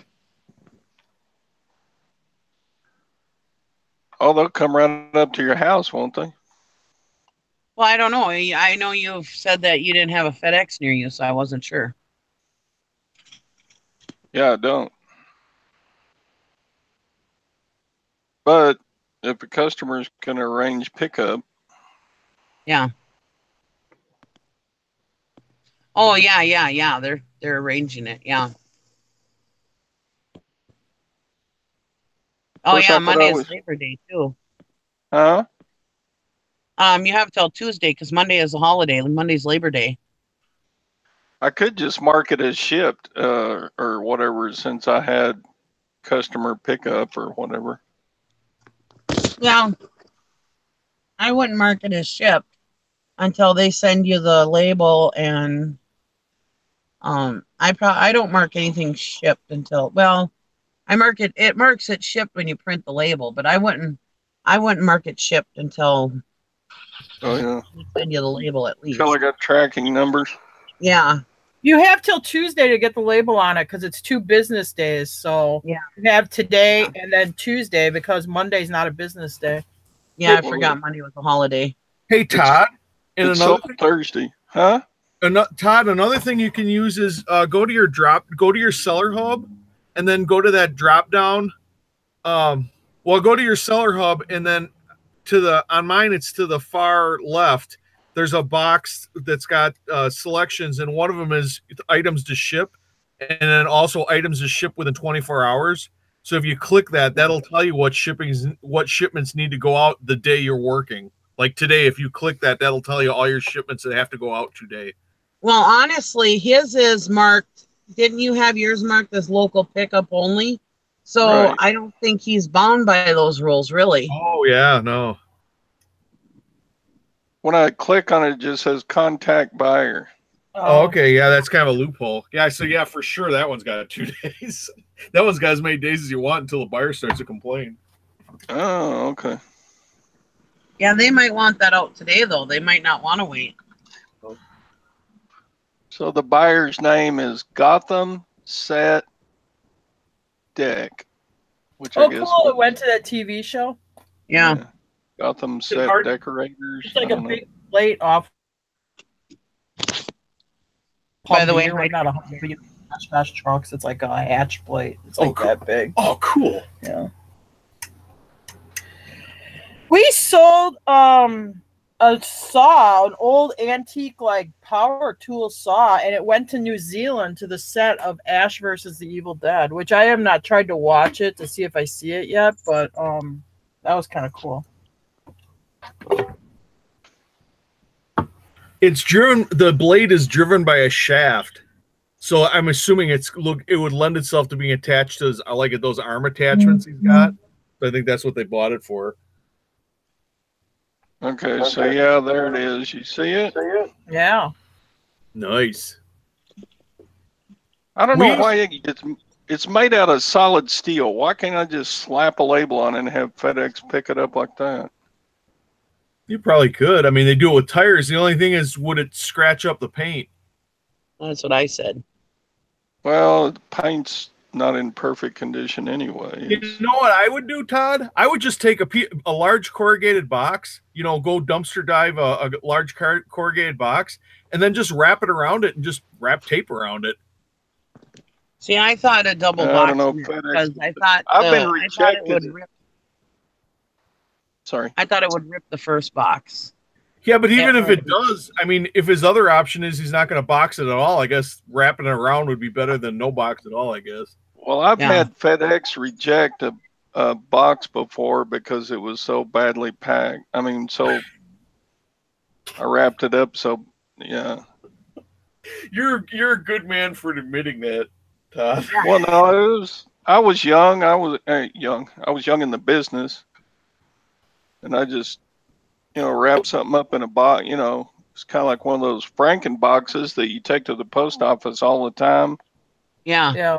And then took it into FedEx like that, and they looked at me like, no, that's not going to go through our machines and stuff. I've never had them reject one. Hey, Todd, I've had a few girls give me that look. Do what? I've had a few girls give me that look, like the FedEx guy. That had to be pretty bad.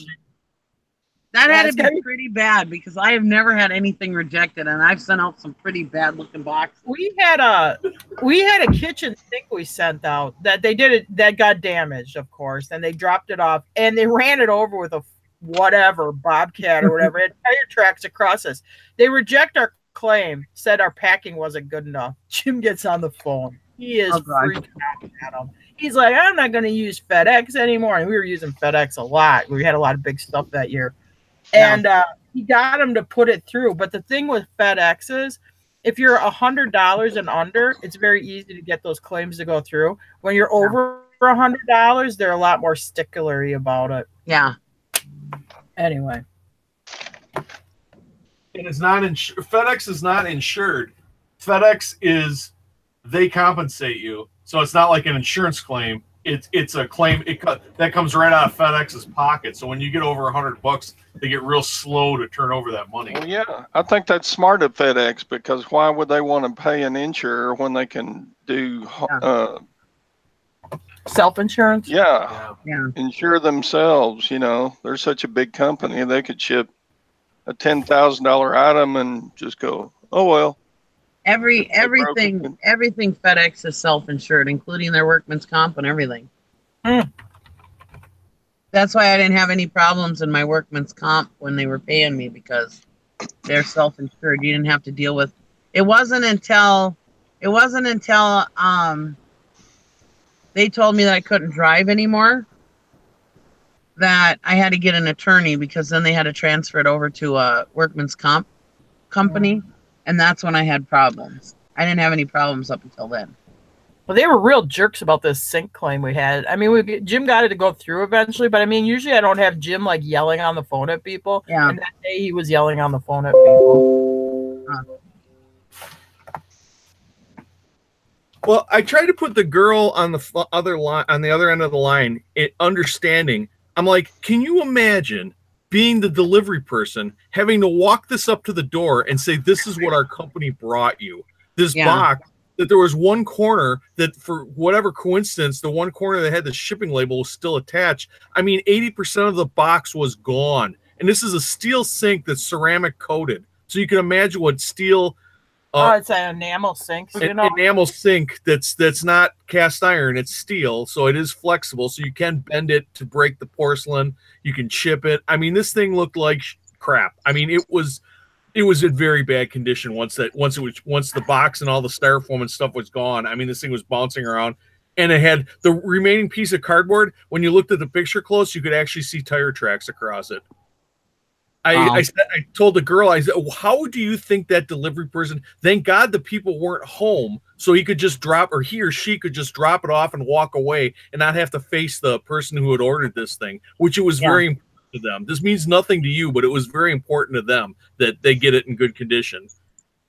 So finally I cracked her, and she's like, okay, we'll give you this one-time thing. Yeah. I'm like, you know what? I can use UPS. It's a free country. I'm just going to vote with my feet. So. Now, see, the reason why I thought he should double box it is because I imagine it would be kind of sharp around the edges and that it might break through a box. So I told him that he should use some of that foam like you use and shrink wrap it around or tape it, whichever, and then fold a box around it and then put that in another box. You know what? But don't let it move at all. It can't move at all. I don't want to give Todd a huge weekend project, but another thing you can do is if you go to if you have it or go to a like Lowe's or something and buy 1/4 inch wafer board. It's relatively inexpensive, and you could cut it to a little bit bigger than that thing that cover, and then cut a piece of foam the same size. Yeah. Put the piece of plywood down, put the foam on top, then put the cover on top of that, and then take that shrink wrap that you get in about a 2.5 foot roll again like at a home store or whatever. Walmart has them. Walmart, yeah.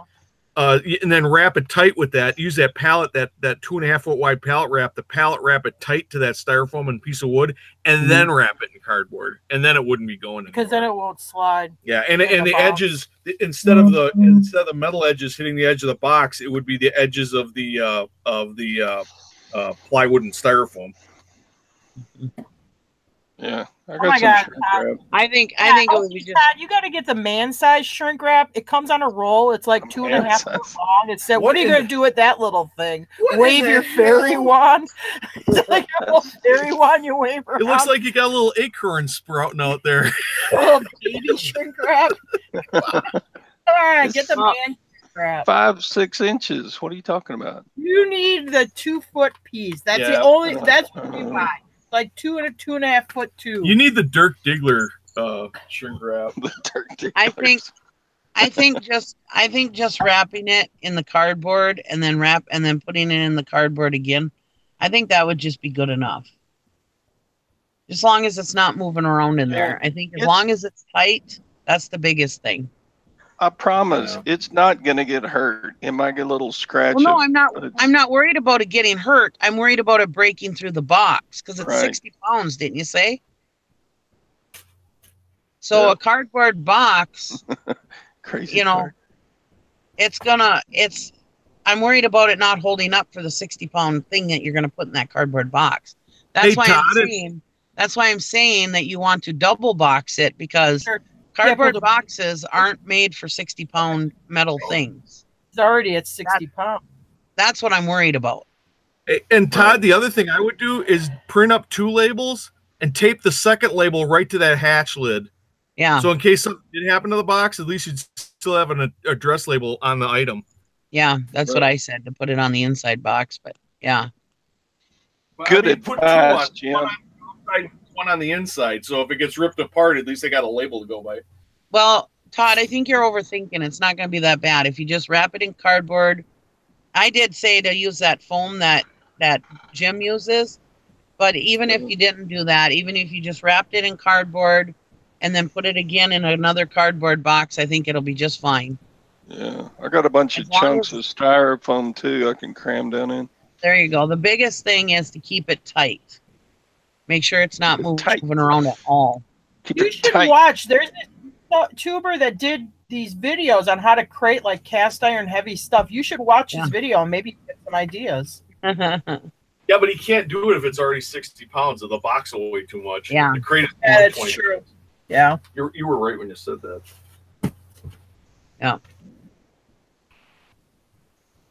What's the limit on the weight? 7. What? No. Well, no. The weight limit is 70 pounds on eBay. He's not getting his label from eBay. He's getting his label. They're going to buy the label and send it to him. Oh, okay. Oh, well, there you go. There you go. So the limit on ground, I think it's is I think 120 pounds. FedEx weight limit ground. 125 or 120? Yeah, I think it's 120. Oh, 150. FedEx ground is up to 150. And it can be up to 108 inches in length and 100 in length and 165 in length plus girth. FedEx home delivery, you can only ship packages up to 70 pounds. Why do they do that with eBay, I wonder? That's stupid. Huh? Why do they do that with eBay? Where you can only ship I don't know, but I've shipped things all the way up to 120 pounds through FedEx ground. I just couldn't do it through eBay. I suspect it's a discount, that they don't want to discount ones that are over 70 pounds. Oh, maybe. A big guy says to leave the handles out of the box so you can carry it, but I don't. I wouldn't do that. They'll charge you extra for that. Yeah, they'll give you or they'll give the guy who got the label a surcharge on that. Yeah, I wouldn't do that. I mean, obviously, it sounds like a good idea, but FedEx is really big about having things covered. Yeah. Because I know, even if you were to send it just as it was, FedEx would have a fit if it's not at least shrink wrapped. Because even FedEx Freight, they don't want to take anything on a pallet that ain't shrink wrapped. Tires are an exemption. But other than tires, yeah, pretty much everything has to be in a container. Yeah. So that's why I say I would just put it in, I would wrap it in cardboard tight. Now, you don't even need to use the foam, but I would think the foam would make it so that it doesn't like bust through the box. But even if you don't want to do the foam, I would at least wrap it tight in cardboard and then put it in another cardboard box and cut that cardboard box down so it fits it nice and tight also. Yeah. I would definitely double box it. The foam's not a bad idea, except when you use the foam on something that heavy, you almost always have to really back it up with something like that 1/4-inch wafer board, because what happens is that I mean obviously it's so heavy that even if you try to shrink wrap it or try to wrap it even with cardboard, that foam is just going to bust up because that that heavy. You need something behind that foam to give the foam some strength. And that's why Todd. That's why I use that 1/4-inch. Poor Todd, with all this advice, mine's probably in a pretzel right now. So Todd, just forget about the foam. Just wrap the cardboard tight around it. Make sure you print 2 shipping labels to put it on there. But yeah, wrap the first part of the cardboard around it real tight, very, very tight with lots of tape. And then put it in another box, cut that box down to fit that perfectly, but square, so it looks better. And then tape the shit out of that too. And I think you're going to be just fine. Just as long as, if it's not moving around in there, I don't think you're going to have too bad of a time. But I would definitely double box it. How much did that sell for, Todd, if I can ask? $218. Cool. That's good. And they pay shipping. So they have a factory in Wisconsin. I'm just glad to have it out of here. I didn't think I'd ever sell one of those. Well, they have a factory in Wisconsin down in Oshkosh. I don't know. Is it for an Oshkosh truck, Todd? No, it's to go on the deck of a battleship. Oh, okay. I thought it was part of that new Oshkosh armored transport vehicle. Okay. Because we sold the place, the mall. There's a what used to be a mall, and it turned into half of it's now Oshkosh Trucks office center. So they have like all this, Homeland Security. You can't get in there and stuff like that. And we had to deal with all this government paperwork when we did the transaction or whatever. So, and we were down there at the Oshkosh factory and stuff and saw those transport vehicles being made. But I guess if that's not off one, this has nothing to do with anything. This story is pointless. Just pointless. Jim, didn't you say you had a hard time you can't ship wooden crates? No, you got to clad them in cardboard.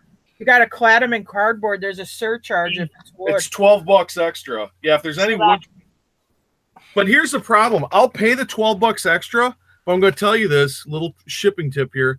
If you do that, if you send it bare wood, they're going to charge you the $12, but then they go ahead and charge you some other charges. Yeah. They'll find some other crap wrong with the package. So as soon as I quit doing that, as soon as I use an electric staple gun and I staple the cardboard all around. Now I don't get any surcharges at all. Everything just goes through with no surcharges. So definitely you want to clad this stuff in cardboard.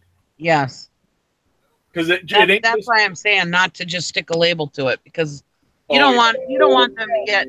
I mean, granted, they're a big production company; they have the money to spend, but you don't want to stack up a bunch of charges to them. No. Yeah, because you get it like customer service. You get it like a month and a half later because they run your fees through so much later on your invoice. Yeah. That sucks, man. Because that's like, holy crap! Now I gotta go back and see what this thing was, and now I gotta contact them. It's a big hairy mess. Yeah. Do you think this was? Do you think these are Z's, like Mach Z's? Could be, or lightning bolts. Yeah, hard to say. But they look like a Z that way. Do you think that this was bought, or you don't think somebody put these graphics on? Do you? No, I think it was bought. That, Lori.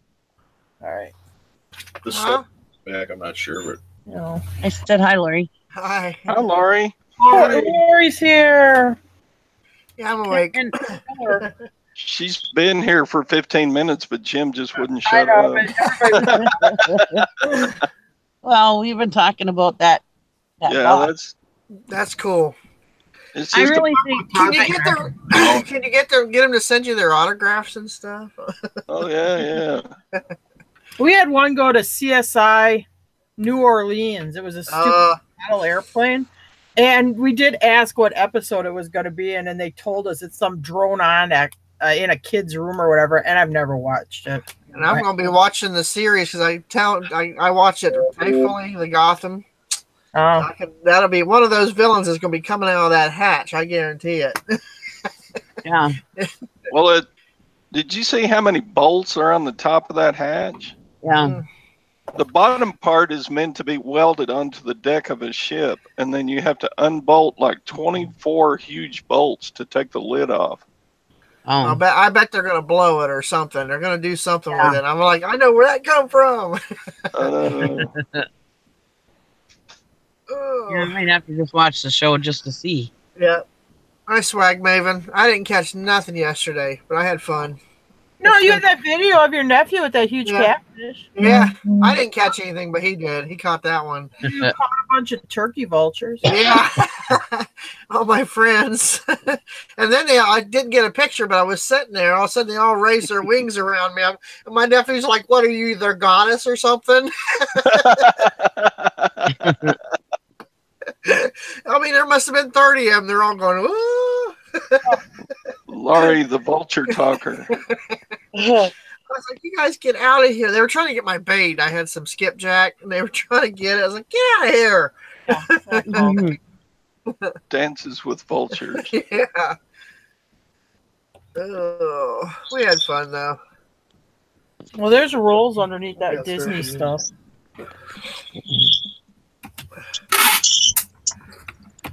All right. Yeah, if I did everything y'all told me to about this package, the package would be about 6 feet long and weigh about 180 pounds. Poor Todd. Just do what I told you to do. Just wrap it in cardboard tight and then put it in another box. It'll be good. Yeah. That's it. It'll be good. Don't worry about it. Just put lots of tape on it.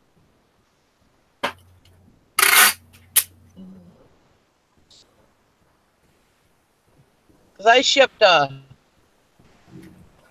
a laminator and it ended up being like 90 pounds, and I just put that in a couple cardboard boxes. I double boxed it. It worked good. Got there, no problem.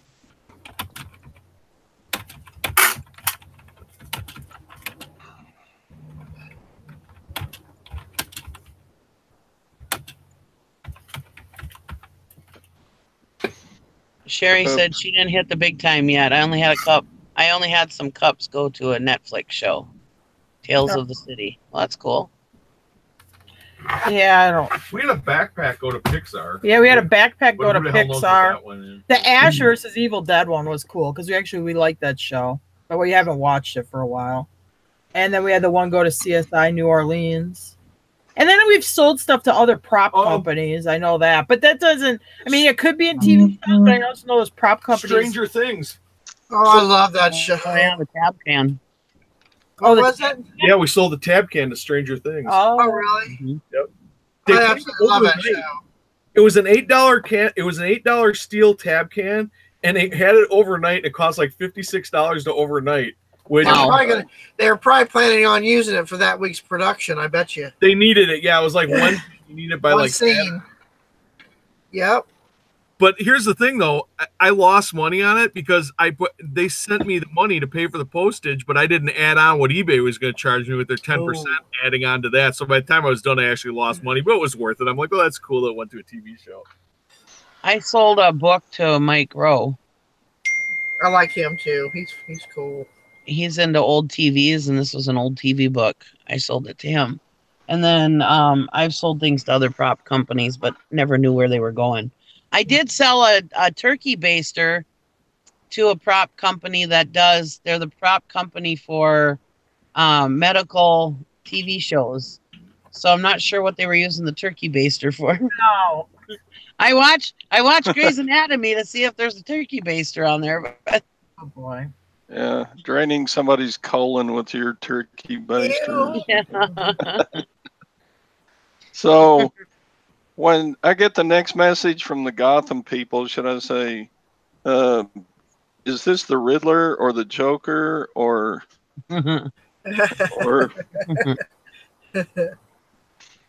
Haha, fishing and picking. He said all his items go to gay porns.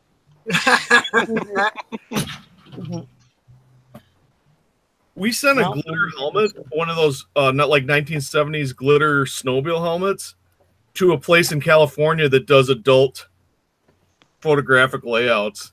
Oh, I can't remember all this stuff. See, I can't even remember this stuff. Well, it said, I think it was a Van. It was somewhere in California, like Van Nuys or something. Like, well, that sounds like a kind of. I'm gonna check this out. And I did the Google search, and I did a street view, and it's whatever the company was, erotic photography or. I don't know if it's for boudoir pictures or I don't know, young starlets getting their naked pictures out or what. But boudoir pictures with a helmet on. Oh, who look, this knows? is. Hey, you can be naked, but you're gonna need a helmet. Maybe it was like an Evel Knievel theme or something. Oh. It was red. It was red glitter. Huh.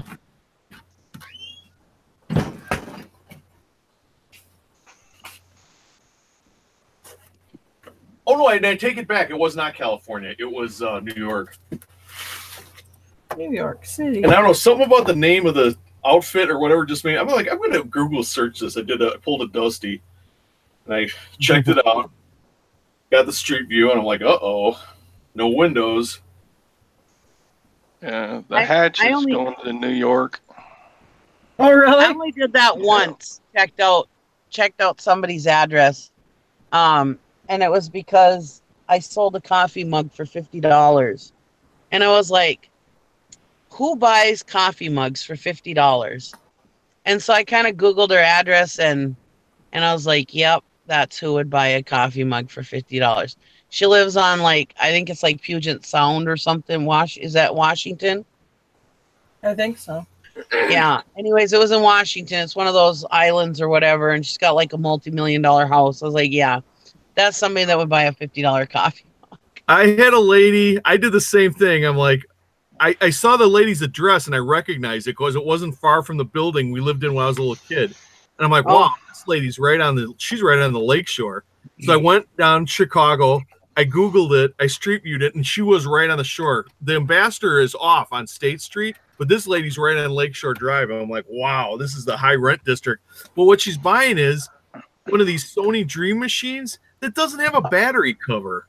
It works, but it doesn't have a battery cover, and it's scratched up. I'm like, why is a lady this wealthy buying this Sony Dream machine? I'm like, I hope we don't get this back. Yeah, she got it. She didn't like it. She says this thing shouldn't even been sold, because she just didn't read the condition or whatever. I mean, like, yeah, just keep it. I'm not gonna screw around with you. I knew that was because this lady, she turns in her Mercedes after 6 months. Buys 2 new ones in the same model year, just because she wants a new car, that new Mercedes smell. Yeah. So yeah, this hatch is going to New York. I always knew Gotham was really New York City all along. Yeah.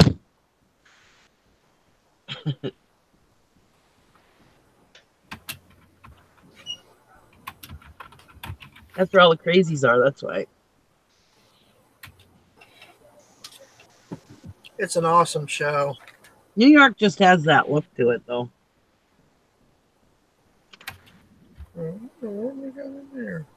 Yeah, a lot of Art Deco buildings. Yeah, beautiful buildings.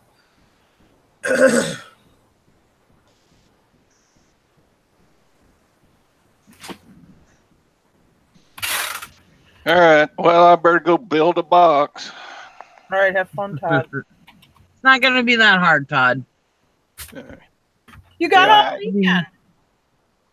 It'll be nice and easy, Todd. Don't worry. I told him I'd send him the dimensions this evening. Oh. Yeah, it They won't said be that'd that be hard. fine. You'll find out. They said they wanted it quick, but they're willing to do all this. So anyway, That's there you because go. next month the season 5 is being released. I think on the 18th or somewhere around there. So they're in crunch time in production. So Well, yeah, about- Todd holds it up though. Maybe he'll be late. Yeah. Todd waits till Tuesday. Yeah. To screw up the It's whole all show. it's Todd's fault when the show gets screwed up. I'll be sitting there waiting for it to come on the 18th. Like, Todd, get that hatch to him. At the end of the show, they're going to have the credits. This show is dedicated to Todd, who sent us our hatch late and screwed up our whole production.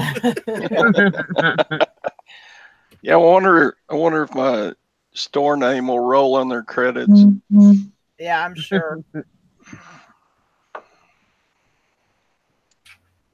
Todd's hatches for less. You should have sold them 2 of them. Couldn't you have said, hey, don't you actually need 2 of these? Yeah. Now, these things are so indestructible. I don't think they could. Even somebody weird from New York City could break one. Oh my God. You're like that old barbecue sauce commercial when they go, New York City. Yeah. Bunch of wimps up there in New York City. That's salsa or Oh, something like yeah, that. you're right. It is in salsa. Yeah. Pick up the pace. Salsa. Where is this made? New York City. New York Yeah. City. I like that new. I can't remember what insurance is. I think it's Geico, where it says, "Well, you get more or whatever." And they got this guy with this little bitty belt buckle, and the next time they show him, it's Yeah, bigger I belt saw that buckle. On the last belt buckle, it's about 4 foot by 6 foot with animatronics on it. Yeah. It's funny. Oh. All right. Check y'all later. See ya. Bye. Thanks for coming on. Bye. He's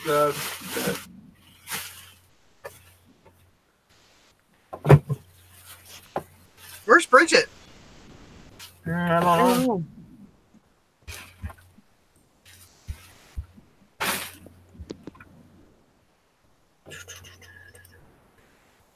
If she said earlier where she was going, I don't remember.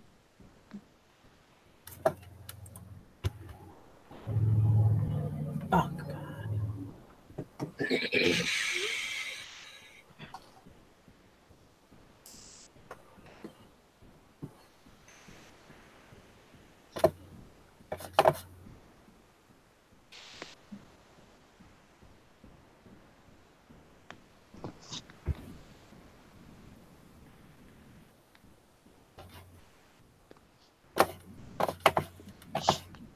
All right, next subject, Nikki. I've been on since 7 o'clock this morning. Oh, okay. I'm running out of things to talk about. I know it's weird for me to say that, but I was still sleeping. I couldn't get out of bed if I tried this morning. I was like, Deb said she forgets where she was going to. Yeah, I don't remember what Bridget said she was doing. I don't know. I'm sure that, that part of the chat is gone already.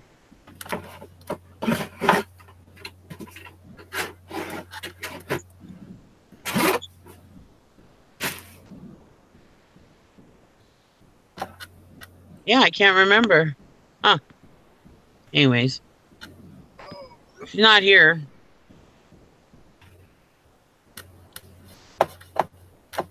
So when does Brandon go back to school? Tuesday. Tuesday. Is he all ready?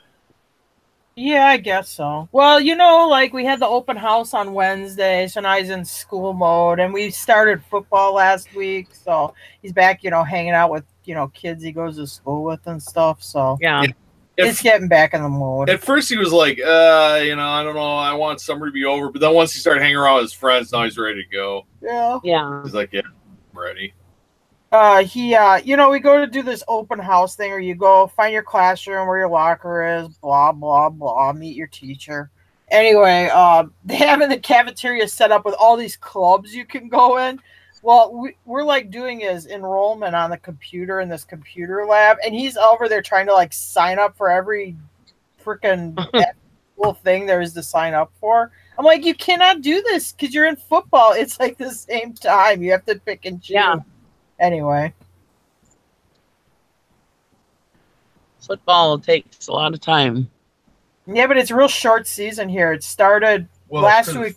Yeah, it's flag football. It started last week Monday, and it will end the first week in October. It's like just over a month. They do like maybe 4 or 5 games, and that's it. Oh.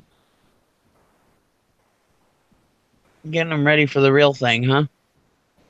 Well, he's at that age. He's 4th grade, so he's still flag up here. And then next year he can do tackle. Mm.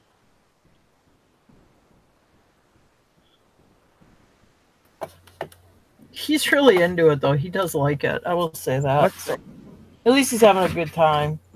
Yeah. Well, he's built like a football player, so.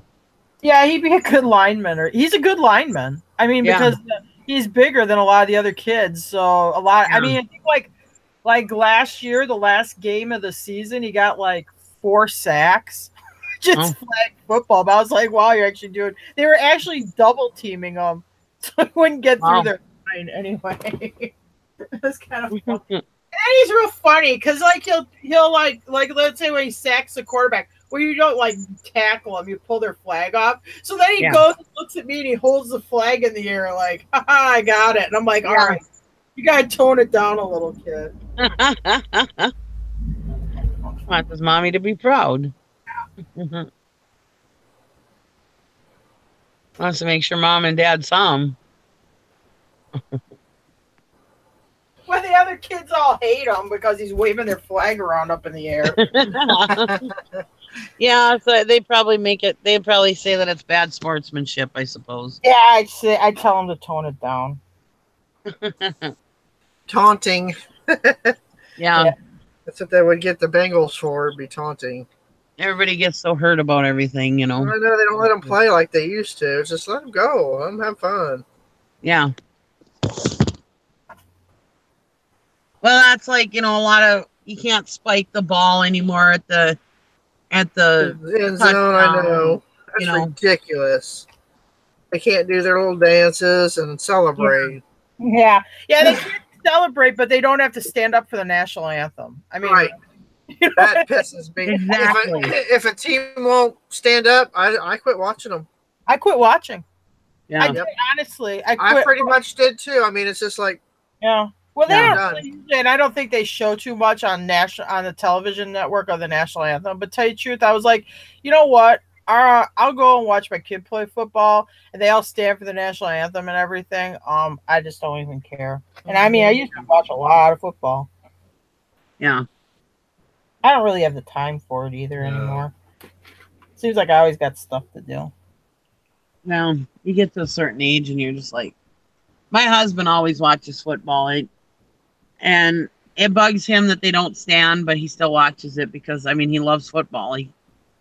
My mom was really into it. My mom was like Mrs. Football. She bought the direct league pass, watched the whole event for her, between the pre-game shows, the actual games, and then the after-game shows, Once you watch college, you see them coming up. And she was really into it. But, I mean, I used to watch the Packers a lot. I quit watching football because I'd waste the day watching the game. I could be doing something productive. And then if my team won, I guess I'm happy. But if my team loses, then not only have I wasted the day watching it, but now I'm in a lousy mood because my team lost. So finally I'm like, why am I okay, now be quiet. Okay, now, Nikki, guess what team Jim is a fan of? Shut up. Take a wild guess. The Eagles? No. The Buffalo Bills. The Buffalo Bill, that's just as bad. Yeah, he is a Jim Kelly lover and a Buffalo Bill fan. So, yeah, it was hard for me. Finally, I just quit. After that 4th Super Bowl, I'm like, okay, I really quit watching it. Then you would have loved the windbreaker I just sold. It was brand new Sports Illustrated Buffalo Bills zip up windbreaker. Did you see that that little tiny contract that Aaron Rodgers just signed? No, because I don't pay attention to Like football. 134 million or something. It's like, oh, you poor guy. It's like one of the biggest contracts of the football Jim, or I whatever. don't want to get political. Jim's mad at Aaron Rodgers. Not that he isn't a good quarterback. He's mad at Aaron Rodgers because he did that stand like when Trump said that the people shouldn't be kneeling. The arm lock thing. Yeah, he did the arm lock. I'm like, thing. I can't watch. How do I watch it? How do I root for a team where I don't like my own quarterback? So Yeah.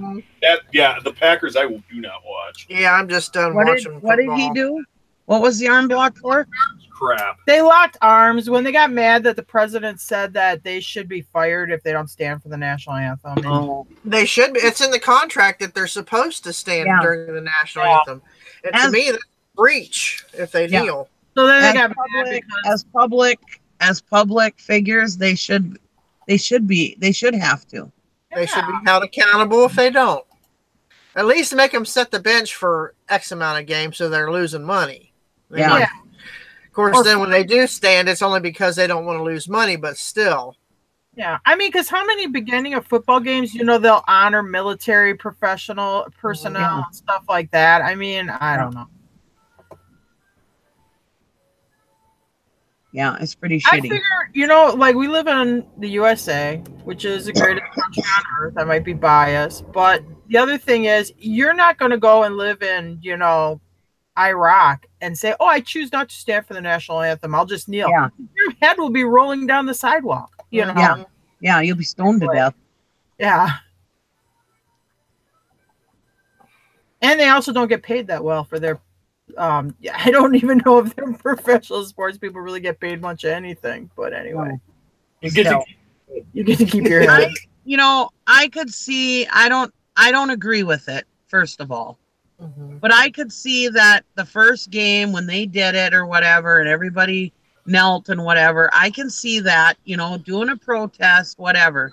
But I do not agree with it, just so everybody knows. And I could see the protest the one time. But for like a week or whatever on each game or whatever. But that was enough. They didn't need to keep doing it. Right. I could see the protest. I understand that they want to do a protest and whatever, and I'm all for protesting, not protesting the flag, but I'm all for protesting and everybody's rights and whatever. Right. But it should have just been that 1 week's games, and that's it. If Do was it, gonna be get it out of your system, and go back to doing it the way you're exactly, supposed and to. then go back It to went supporting your crazy. country. It went crazy because I don't know if you remember last year, and I think it was the Philadelphia Eagles. They were going to protest, and the guys were going to stay in the locker room during the national anthem. But one guy came out and, put his hand over his heart for the national anthem. Was the Pittsburgh Steelers. Or was it the Steelers? He apologized for doing that. I mean, how screwed up is that? Yeah.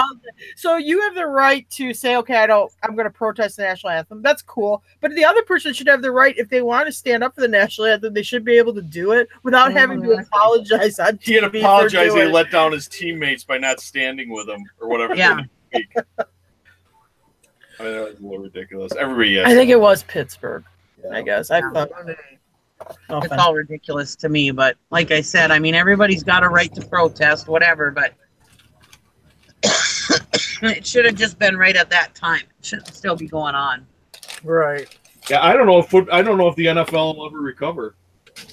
Yeah, it hurt them for viewership and that. I mean, yeah, that was dumb. The networks are having to give back money to advertisers because when you buy advertising during NFL games, you're supposed to get X amount of viewers. What's happening is they're coming up short on the number of viewers in the rating. So the networks are having to give the company that was advertising money back. Yep. Yeah. And Budweiser was the first one to pull their ads. Yeah. That's one of the biggest supporters of the NFL. Well, and that's the thing, who the hell do they figure pays their goddamn wages? It's all those advertisers. Well, the thing, and I'll use this as when Jim was in real estate. When Jim was in real estate, you wouldn't know which way he voted. Because half the people are going to agree with you and half the people are going to disagree with you. And some people get very passionate about it, where they're like, well, I'm not going to do business with that person because they're on the other side. You know what I mean? He would never ever put, and that's the way you should probably, even in the NFL, you should just kind of keep your political stuff to yourself. Yeah, you should be vanilla. Yeah. Yeah. Yeah. Well, in any public forum, you kind of should be kind of vanilla. You know, you should kind of, I agree. Yeah. especially football. I mean, football is an American thing, you know, and it's a big thing for America. I don't understand why they thought it was a good idea, but I'll be right back. I'm at the bank, so keep the show going, will you? No, you cannot leave us. You leave us on while you're at the bank. Here, let me get a pen so I can write down your numbers.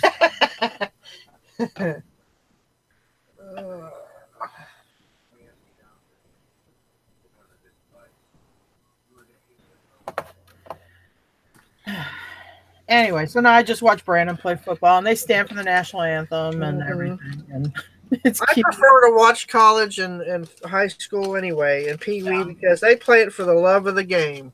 Yeah. You know, especially those high school kids. They love it, and they know it's what they do good. It's going to get them into college, but still. Yeah. Them boys absolutely love what they do.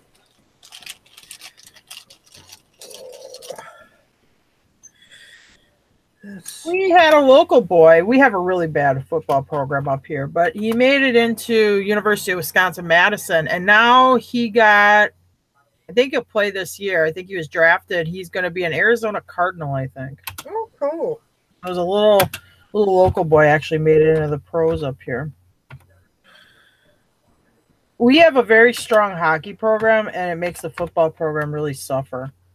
Actually, to tell you the truth, up here, the hockey program doesn't like to have a very successful football program because they think that takes resources away from hockey. They'd rather see that energy in the hockey.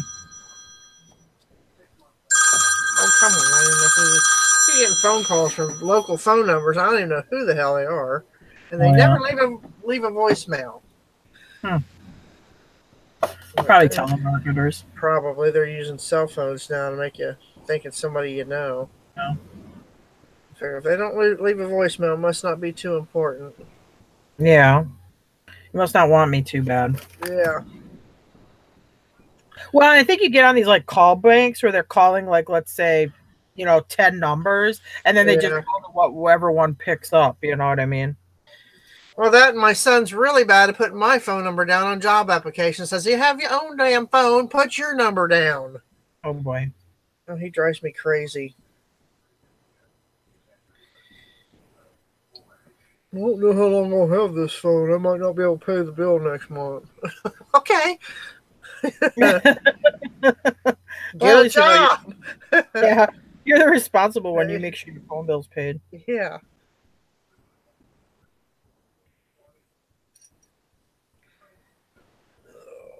I wonder how Sally's doing with her power.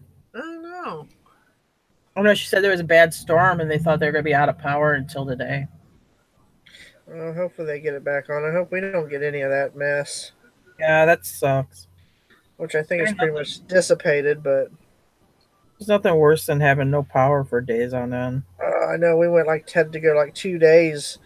Yeah. So we're out, digging out all the coolers and running to get ice from all the local drive-thrus to keep our food, because we'd just gone to the grocery and filled up the freezer and everything.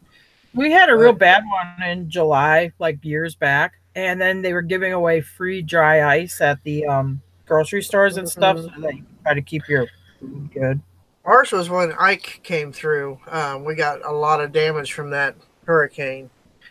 I had a big limb fall on top of the house and block my front door. I couldn't get out the front door. I had to go out the back, and it was a big tree limbs everywhere. I was like, oh my God. Didn't do any damage except for to bend my door down some, but I got lucky. I have a steel roof though too, so that helped. Yeah, but you can put a hole in those steel roofs if it's big enough, Yeah, we got my son-in-law gets up there about every other weekend and checks after a storm, because I do have it's got the 2-inch foam. It's called Daycraft or something like that. It's a special roof for mobile homes. I had it added, so he gets up and makes sure that there's no major damage up there. I was baling hay one year, and we had a bad windstorm come through. It was like these straight line winds. And I come back here, and when I bought this piece of property, they had this gutted mobile home that they used to use for hay storage in it. Come here, I'm like, what is wrong with that thing? It took the metal roof off that thing and peeled it off like a tin can and deposited it like, I don't know, 300 feet away up in my front yard. It was crazy.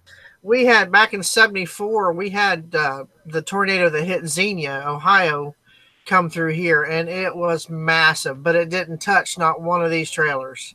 Huh. And my dad says that he seems to think it's because we have a big 7-acre lake, has something to do with the pressure around the lake keeps it away, because there's been tornadoes hit everywhere around us all while I was growing up, and it's never hit this trailer park. Now, we've had microbursts from that's done damage to trees and uprooted them and stuff, but an actual tornado has never touched it. But even microbursts can do just as much damage, just not the main tornado. But I remember following that one into town because my mom and dad were at the local grocery store, and my sister was babysitting in town. So I got in with my other sister, and we followed it into town, and it looked like it was a mile wide. It was huge. And we found my parents. They were across the street at the gas station. My dad was under the car. My mom was on the floorboard, and they had just left the Thriftway, which was the grocery store there. And the only thing left standing in that grocery store was the meat locker, and that's where everybody was at. Wow. They watched it just lift it up and just shattered it. But my dad had gone across the street to try to get gas, and he's banging on the window, and the guy's going, no, he ran to the back, and he's pointing, and his dad turned around, he just seen all this destruction, and he just dropped under the car and told Mom to hit the floorboards. Wow. Oh, that's crazy. I'm back. Crazy what wind can do. I've seen a card from a deck of cards stuck in a telephone pole. Just sticking out was the Ace of Hearts stuck right in the telephone pole. That was the coolest thing ever. I wish we had cell phones back then. That would have been a good picture to put on cell phones and Facebook.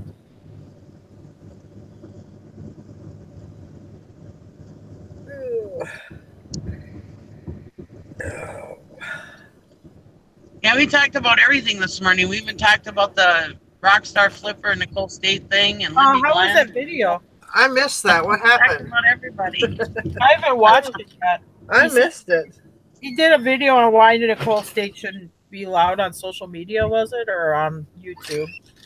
Yeah, she said a bunch of stuff about him, trying to make him look like he commented on some stuff, and she put it on her Instagram that he was some remarks that he had made, trying to make him look like he doesn't like women and that he's racist and stuff. Oh boy. Yeah. I saw the title for it. I just didn't have the ambition to watch it. They're trying to get the drama. Maybe they're trying to do like dual purpose shows, reselling drama. Didn't they accuse him of being that Jessica Smith or whatever? The one that's going after? Yeah. Yeah, she thinks he's Jessica Smith and saying that Jessica Smith ruined her business and whatever. It's like, well, Jessica Smith didn't ruin your business. You ruined your business. But anyways, Yeah. Crazy. Yeah. And we talked about the drama community, and we talked about everything this morning.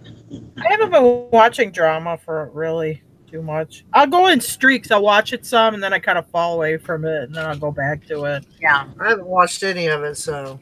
I can like take it in small doses. Otherwise, I feel like it's too much arguing. It stresses me out. Yeah, there's just some crazy stuff all the time going on there, and it doesn't stress me out because I don't get excited about it because I'm just like whatever. I don't want to say like stress me out. I just don't. I'm like, okay, I'm kind of done listening to arguing for right now. Yeah. Like I did watch the Porch People when they were having that thing with Dave the Fisherman and stuff. I'm like, okay. Yeah. Porch People? Yeah. Yeah, shoot the shit.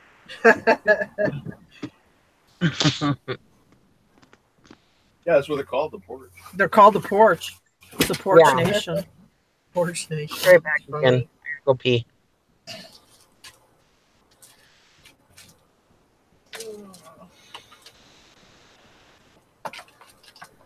There's drama everywhere you go, even in catfishing. One of my nephew's friends got into it with two guys at the lake because they crossed one of their lines. Oh boy.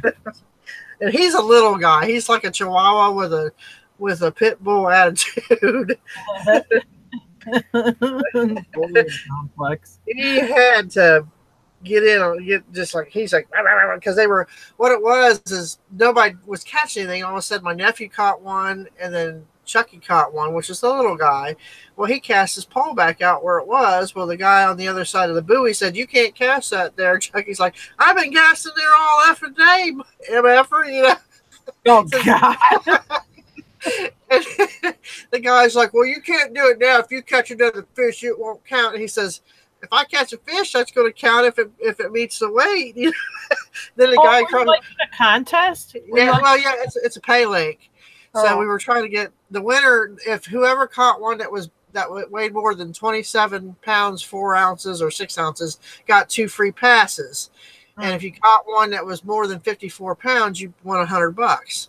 Oh. So I was hoping to do both. I'm thinking I'm gonna catch a 60-pounder and I'll get the 2 free passes and the $100. So that's what it was going on. You know, everybody's wanting that free stuff and that money. So, and the one guy on the other side of the lake cast over. Chuck goes, "You can't cast past that buoy." So he got it with him. I was like, "Come on now, don't get us thrown out, you fool." Oh, do you guys cook them and eat them? No, it's a catch and release. They're all tag fish. Now, my sister, when we go to certain lakes, if you're allowed to keep the channel cat, she'll catch them and cook them. I don't like catfish. I love to catch them, will not eat them. Yeah, I'm not much of a catfish eater either. Well, where I live, we don't really have catfish. We got those bullheads, and I didn't like those either to eat. My grandma used to like to eat them, but I know you got to like skin them when you clean them. You know? I like cat and I like fish, but I don't like catfish. Catching them is fun. I used to clean them for my mom when I'd catch them when I was a kid. I caught one. I was probably about 14, I guess, and I went to clean it, opened it up, and it was full of eggs, and it just broke my heart. I was like, "I killed all the babies." I've never done it again. Oh boy, just couldn't do it. My dad's like, "You big baby." Yeah. I was like, "Sorry, but I love animals, all species, even them ugly birds." I thought, why would God make something so hideous looking? Them poor things. Are ugly. We even got them up here a little bit. Turkey vultures. That's what they look like. They got the face of a turkey and the body of a vulture. I cannot see that.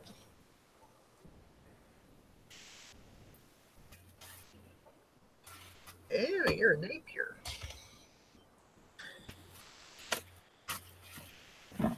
I gotta grab this thing.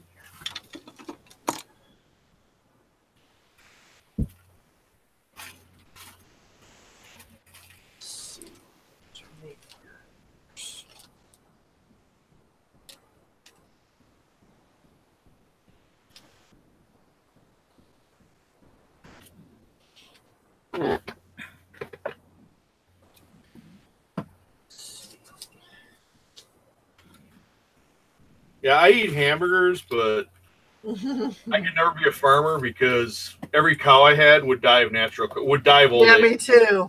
Me too. I mean, I know all animals have their purpose for our survival and our stuff like that, but I could never be the one that would ever kill them. I don't mind eating them when they're already there, but I could never be the one to do it. Yeah. Yeah. I mean, I hunt and I shoot animals, but actually for me, it's more like the hanging out with people and, the hunting, the actual shooting the animal. And I love to shoot, but I don't really like to shoot animals. I mean, unless, in hunting, you kind of have to. It's what you're doing. But, yeah, I've always liked animals and I've had a hard time with that. But I mean, if it's a prey animal, especially, I mean, they're going to overpopulate. If, right. There is a necessity. Well, no, yeah. When the coyotes are killing our ducks, you had no problem killing them. Yeah, you have to do that. I mean, that's just part of the circle of life. You have to keep the population down. Just like with deer, we're overpopulated here in Ohio with deer. I mean, they're the most beautiful, majestic animal, but you have to control that too. Yeah. Except for coyotes. Tara's right. I could shoot coyotes all day, and I would sleep like a baby. I shot 100 coyotes a day. It wouldn't bother me one bit. He gets mad because they kill his ducks and geese. I hate coyotes. We have a huge pack of coyotes here behind the lake, and there's like a hybrid one. It's the biggest one I've ever seen. It looks like he's part German Shepherd. But I didn't realize this, but all coyotes that are east of the Mississippi will have gray wolf DNA in them. They do crossbreed. I believe it. This thing, it reminds me of that thing from Neverending Story. The nothing, that big black looking thing. That's what it looks like. They had that thing like in eastern Canada where that woman was hiking, because I always say, "Oh, coyotes won't attack." She got killed by a pack of coyotes. And they're like, "Well, we know that it did it because it must have bit off one of her fingers and swallowed it, and they found it in her stomach." Yeah, because you had a bunch of people saying, "No, there's no way that happened. There's no way that happened," until they opened up the coyote's stomach and pulled out a finger. Okay, well, maybe it happened. That's crazy.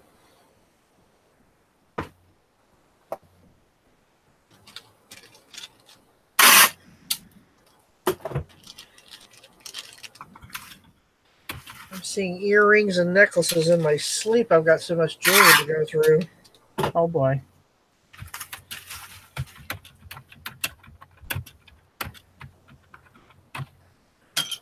I have a motorhome that we put a bunch of bag sale clothing into, and it kind of sat there for a while and it's fall clothing, it's jackets and stuff. And I said, Tara, this year we gotta get that stuff. We're gonna wash it. We're gonna put that stuff up for sale and get, because some of the stuff's nice. It's snowmobile stuff and Columbia jackets with liners and stuff. So you get that stuff out. But last night it said there was a 10% chance of rain. I'm like, you know what, Tara? And it says it's gonna start raining at 6. I said, well, we better get out. We had the stuff out on my flat trailer. I said, we better get that stuff bagged up and put where we're gonna put it so it don't get rained on. Well, I got up at 5 o'clock this morning and let the dogs out. I mean, it was a downpour. Oh. Yeah, it was we had a heavy rain. All that clothes would have been wet as heck. Yeah, it's a good thing we did it. So when it says there might be rain, you don't take chances. I'm back again. Sorry. All right, Nikki. Hey, Nikki.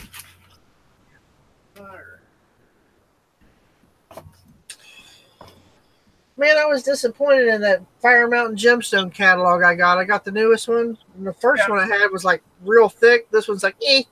I'm like, what the heck? Yeah, I got one too last week in the mail. I heard y'all talk about it. Was it real thin?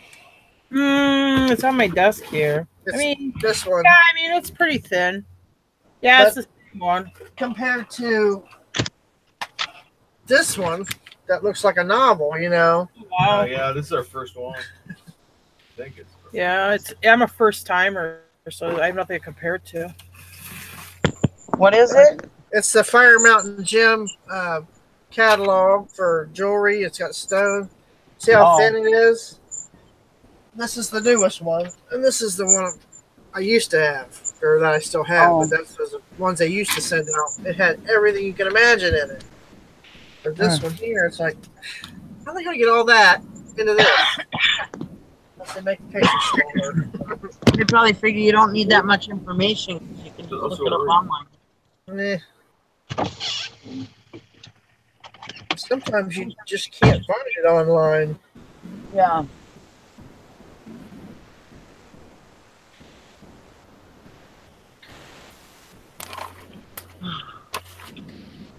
I heard you guys talking about how you can identify, stone colors and stuff like that. Yeah, I'm like, oh, it does help. And it's got all the different clasp names. You got your lobster clasp, your spring clasp, and spring ring clasp. It's got different chain styles too. Helps with the identification of that. Ooh, wait a minute. I don't do a lot of jewelry. I did get a box that I bought at an estate sale probably about a month ago that I have listed that I've been selling some of that stuff off, but I'm not like, I don't get it very often. No, me neither. It usually goes way too high at the auctions for me to buy it because I don't know anything about it. So Yeah. I don't want to spend an exorbitant amount of money on it because I don't know enough about it. I used to sell it a few years ago, and I forget, I bought a bag from one of the thrift shops or something or at a yard sale. Well, plus my mom always had costume jewelry, so I knew it was worth money. But I'm just now getting, but I would buy it for myself too to repurpose it into other jewelry.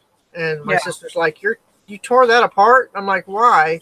She says, do you know what that was? I'm like, no. And she would tell me, she said, that could have probably made you $50. Oh. I says, well, now it's going to make me $100 because it's in a custom piece. She's like, well, that's one way of looking at it. So I thought, well, maybe I won't take it apart anymore. Maybe I'll just sell it as it is. I was at an auction and they had one of these costume jewelry Christmas trees. They like put it on a felt background and it'll be in a frame. Oh, you know? yeah. And I bid it up because actually they do really well in the art context of that. And the guy outbid me. Cool. I don't care. And then he starts taking it apart. And I'm like, oh my God, dude, I actually think you probably had more value in the art piece of the Christmas tree than you are taking this thing apart for the costume jewelry. But whatever. Wow.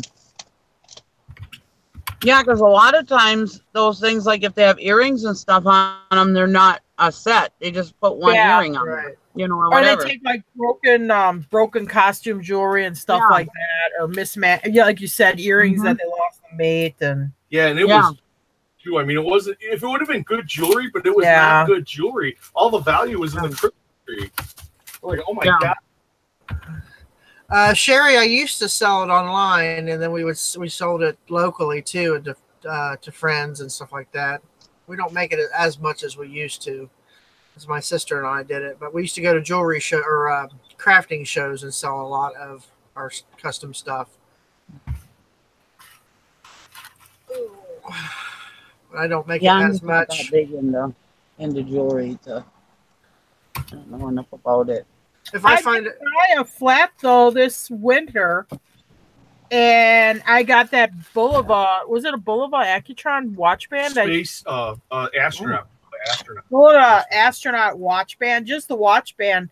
And I think what did I get for that? 180. Oh, was it 180? I thought it was north of 100 and a half. Yeah. Or you just never know. I mean, if it's jewelry going cheap, I just buy it because I figure, even in a lot, you can sell it, you know. Yeah, if it goes really cheap, And I have in the past, like, bought those lots of jewelry that were going cheap, and then you'll find something like a wedding band in there that ends up in there, or like a service pin that does have gold and stuff, you know. Now, see, every now and then I'll keep a piece that's broken, and I found this piece here. I don't know if you can see that. Oh, that's pretty. And it'll sit there on my shelf until the image of what I want it to be turned into comes to my mind. So it could take me a year to finish this piece. So that's just how my mind works. Only because I have ADHD, adult ADHD. I'll be sound asleep. All of a sudden, an image to a piece will come into my head, and I'll have to get up and draw it real quick, so I have it for the next day. I like jewelry. I think jewelry is very pretty, but there's just so much to learn. Mm-hmm. My biggest thing is the reason why I don't sell like brand name handbags and stuff. I'm just so worried that I'm gonna screw up and have the wrong thing, you know. I don't really where I'm at. I just don't run into that much good name like expensive handbags or stuff. I mean, it just seems to. Not that it isn't up here, but it's not as prevalent here. Yeah. Mary, it's like a chain wire. It's not, I don't think it's vintage, but it's a really, really nice piece. But it's, silver tone or silver plated. I don't think it's real silver, but still it'll make a nice, accent piece as soon as I figure out how I want the rest of it to look. Pretty. And then I take these, I found these glass pieces that have these white swirls on them. And I've been taking them and adding color to the back. And just different things. Like this one, I added glitter to the back. Yeah. And I'll figure out what I wanted to do with them. But my best piece, I found it was a stack of Fiesta. It was in a magazine. It was a stack of Fiesta plates, and it had all the colors. So I just put a glass piece over it and then cut it out and put it on the back of that and then sealed it and all that. And I sold that piece with the matching. I found some matching beads and gold or silver, sterling silver spacers and everything. Sold it for like $75. Oh wow! But it takes a long time to come up with some of those designs. Yeah.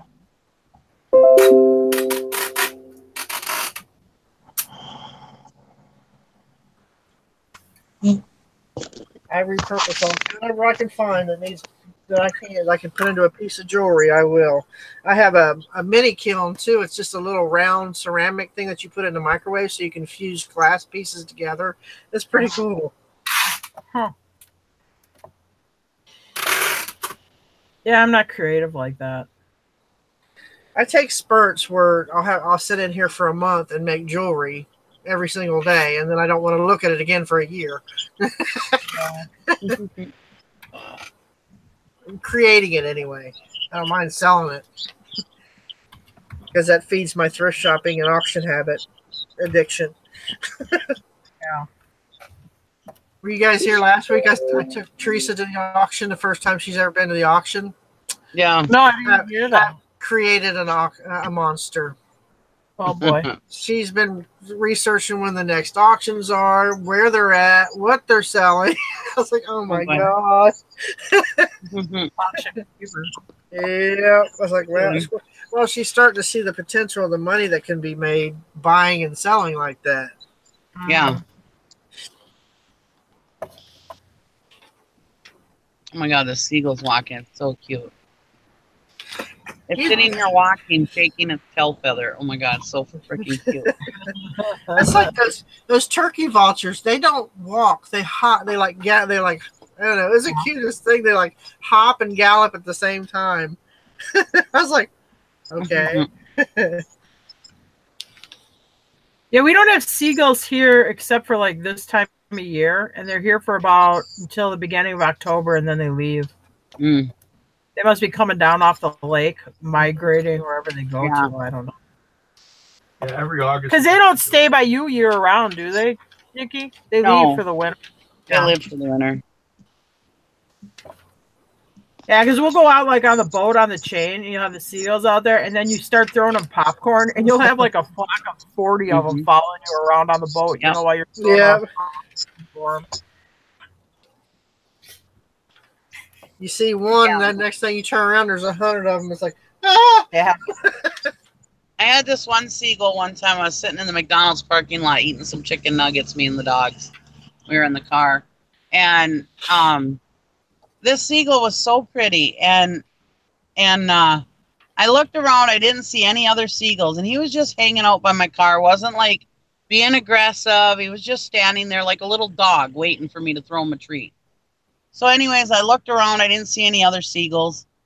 So I threw him a little piece of a chicken nugget, and it bounced off the ground. He caught it. Big mistake. Didn't I know? Usually it is a big mistake. He didn't squawk, nothing. And usually if they squawk, that's when the other ones come, you know. Maybe he was the outcast. Yeah, and he didn't squawk or nothing. He just sat there and waited till the next time I give him the next treat. I gave it to him again. I bounced it off the driveway, and he caught it in his mouth. I mean, he was a really cool seagull. He didn't. Yeah, he knew better than to squawk and get the other ones there. He was going to get all the treats. They probably chased him off, and he's like, I'll show you assholes. I get all the chicken nuggets. He was smarter than the other seagulls. He's like, if I don't say anything, I'll get all the food. Yeah, and he didn't have a problem with that birds don't eat birds taboo. Yeah. It's like they did at that one turkey vulture yesterday. This is smaller than all the rest of them, and they kept chasing him off and picking on him. He'd get near him, and they'd all come after him. He's finally sitting over there by himself, so I grabbed a minnow and walked over and kind of tossed it to him so they couldn't see him eating it. I said, here you go. It was what we call bank bait, just laying there, so I just picked it up and threw it to him. Yeah. We used to do that with herrings up here. You'd be fishing and they'll be around by you and you're fishing and we'd throw them some fish. Mm-hmm. I got these 3 big sandhill cranes. So in the morning I go down by the barn, to check on the horses and do stuff in that. And they're in my pasture and then they start this whooping sound that they make. It's really funny. Well, it's like a clackety sound. It's Yeah. like, oh! Yeah. It's like a real weird crackly. It's a very sharp, crackly holler, I guess. Hard to describe. The first time I heard it, I didn't know what the hell it was. I'm like, what in the hell is that noise? Is it an alien or something? I've never heard nothing like it. Scared the crap out of me, but it's those cranes. They're real vocal. Mabel, who chases everything, Mabel's killed a pigeon, and she won't go near him. She hears those cranes, and she'll watch from a very far distance. She won't even mess with them. And she chases deer. And horses. Yeah. Cranes, when they make that weird noise, she just like kind of hunkers down and stays put.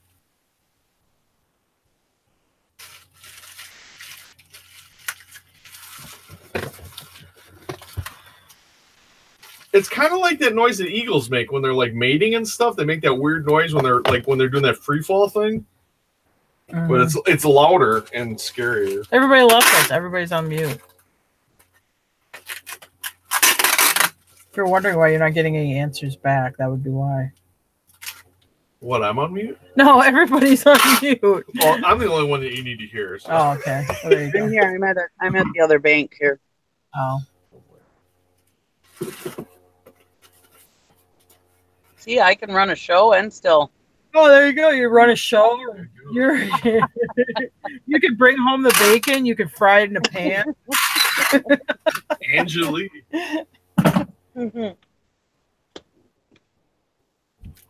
I'm trying. This is why I don't usually have morning shows, because I try to get all my stuff done. God, it's getting hot out. Ooh. Is it? It was cool here. It was like 39 degrees not last night, but the night before. Yeah, it was cold out the night before, yeah. Yeah.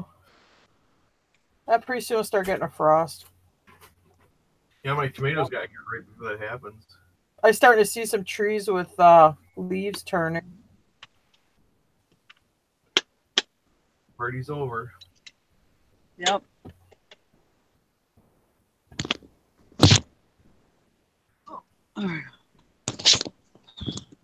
Got dust off the old real clean filter in there.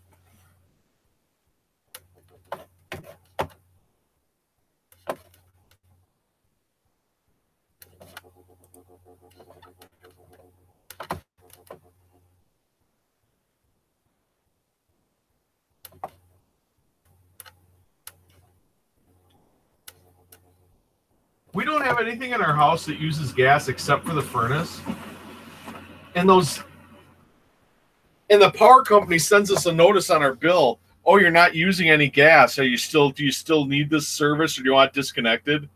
Because our gas usage is 0. But they still charge you $18, 18 and change a month for the meter. So you pay almost $20 a month for your gas meter when you don't even use it before you use a lick of gas. Wow. I know the electric company here, even if you're not using any power, you still have like a $50 bill. That's well, the co-op out by me, not Minnesota Power or Superior Water and Light. I know the power company out by me is that way. But yeah, because when I was staying in town that time, I was taking care of my mother-in-law. Yeah, my power bill was at $50 every month, even though I wasn't there.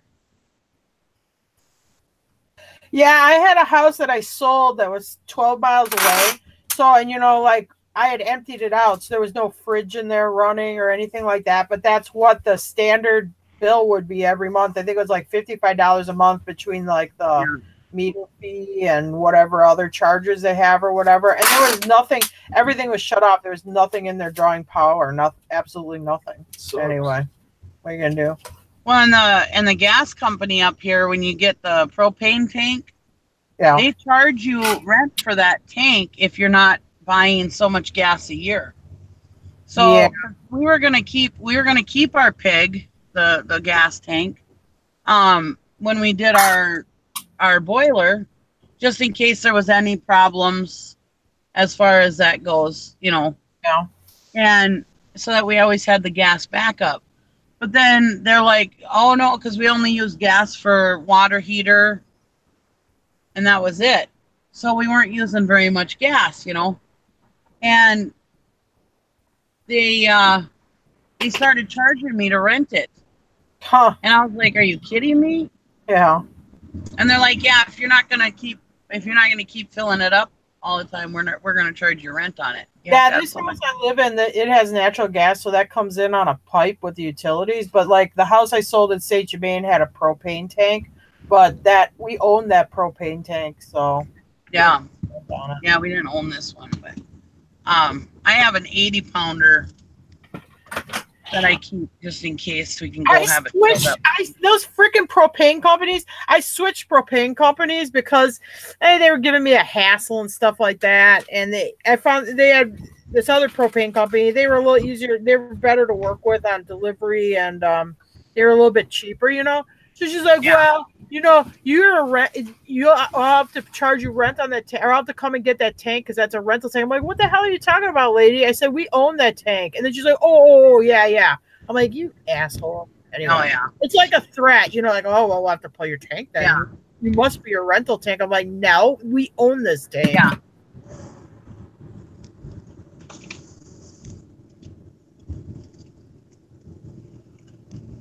They tried doing that to my like with the other company. If you like, they lock you in for an amount. If you like pre-buy, you know, on propane. Yeah. And it was like they were a better deal than the company I was with, and she got all like poopy when I, you know, switched company. Yeah. Anyway. Yeah. Another thing that used to tick me off with the propane company was you would call them to come and fill it, and they'd ask you what degrees you're at, and you'd tell them. Yeah. And or what the reading was. Anyways, the percentage on your. Tell them, and so they would be like, they would figure it out for when you absolutely needed it because they were behind, you know. Yeah. But if you ran out before they got there, they would still charge you for the fucking leak test and everything. And it's like, I gave you plenty of notice to come and fill up my tank. Yeah. But you guys knew where I was at and how much time I had left, and you guys let it go empty. Yeah. So you better do that leak test for free. Oh, I went around and around with them. I think I still have like a $30 bill with that company because I refused to pay for the leak test because he charged me for the leak test, and it was completely his fault why I went out of gas. Uh-huh. Oh, I'm so pissed. AmeriGas If you don't have so much in your tank, you have to pay for a leak test. Oh. Yeah, you can't let it get below 35% here. No. Oh, really? Huh. They did that to my son-in-law and my daughter and charged them for a leak test because they kept saying, well, they're going to be out on this day, and then somebody would stay home. So not only did they have to pay for the leak test, they had to miss a day of work just to wait for the gas guy that never showed up. Yeah. Oh, they'll get you any chance they get. Yep. They'll try to get you. And propane is so dang high right now. I have two 200-gallon tanks I got to get filled up before it gets cold. And I dread that. Hot. Mm-hmm.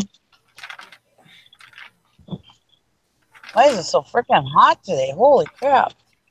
You having hot flashes? I don't know. No, it's just getting hot. But I don't have AC in this car. Oh, Hi.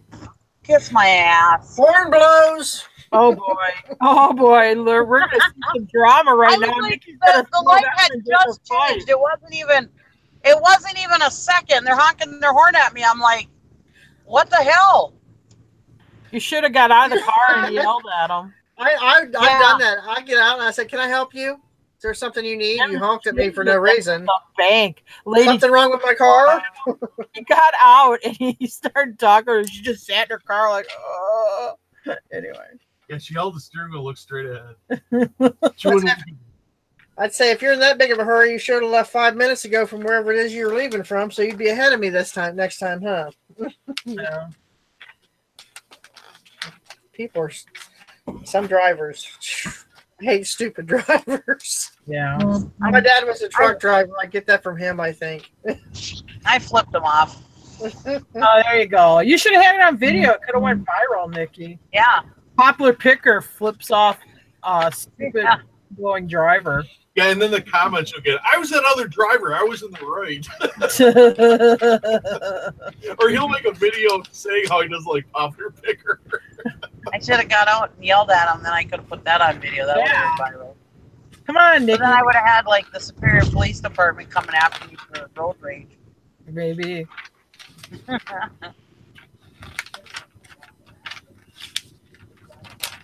Well, there's a garage sale that way.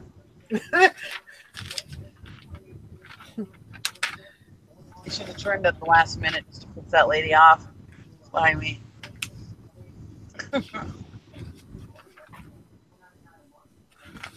There you go, you psycho bitch. God, I just hate people like that. You know, I mean, you don't even have. I mean, the car that was in front of me was still there. You know, it's like, what do you want me to do? Run over them? Yeah. Oh, I love that. Yeah, when they beep at you and they can see there's another freaking car in front of you. Yeah. I guess they're mad because you're not beeping at the car in front of you. But I don't know. Oh my God, we had this at the school. Okay, when we leave our school, there's like this frontage road. But when the buses start going, people usually just let the buses roll out. You know, they just wait for the buses to go out. This guy's behind me, like laying on the horn, freaking out, and then goes around me, like speeds, and then he's like, "Oh well, you know, the buses block him up." So Jim's blowing the horn, like yelling stuff out the window at him, and I'm the driver. Jim's the passenger, reaching over, blowing my horn, and hey, Brandon, you gotta turn that down. that's when you get the steady minute and a half horn honk. When you're stopped, then you do something stupid, and then you're stopped in front of me, you get the lay on the horn. Hey, will you reach behind it and turn that down? Because I don't think people want to hear like shooting and stuff, and I don't think he can reach it. What's the effort? Oh, there's a hornet in here. Ooh. Oh, wait. Yeah, it's going. Keep going. Oh, I got it out. One more. Okay, that should be pretty good. One more. What time is it getting to be? Oh, it's 10:48. I suppose I should end this. Anybody even enjoying it anymore? I don't know. You'd have to look. I enjoyed every moment. It was the best. It was the best day of my life. Thanks.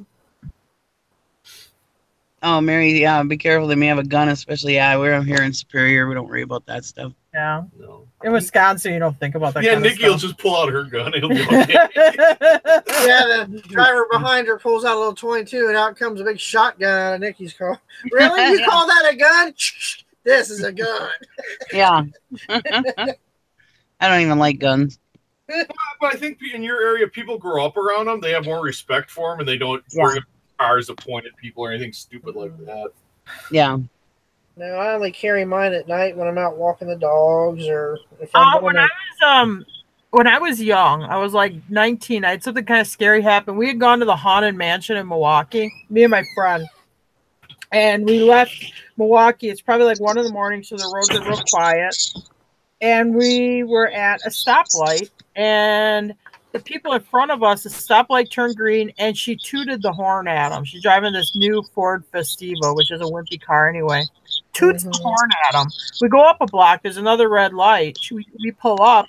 They get out of their car and go around to their trunk and open the trunk. I'm like, just go. She's like, but the light's red. I'm like, I don't care. Just go. I hope a cop would pull us over right now because I'm like, oh my God, they're going to get a gun out of their trunk or whatever. You know, they're on the road. So we just go. And we're probably about 2 blocks from the freeway. And they get in their car and they follow us. And we went on the freeway and they didn't follow us on the freeway. But it did kind of scare me a little bit. He was probably going to his trunk to open a 12-pack. He's probably going to give you a couple beers or something. Probably want to party. I don't know. I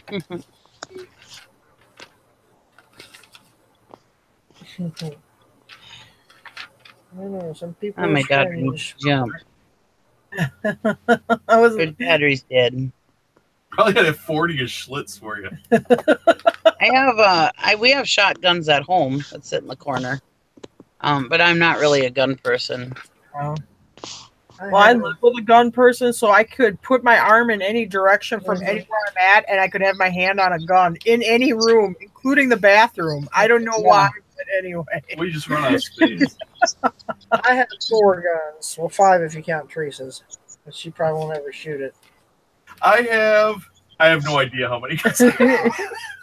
I really don't. I'm sure. Yeah, Gary has quite a few guns, but I mean, Gary and Brandy. I'm just like, I don't care for guns. There's only the one I keep loaded, and that's the one I wear for my CCW.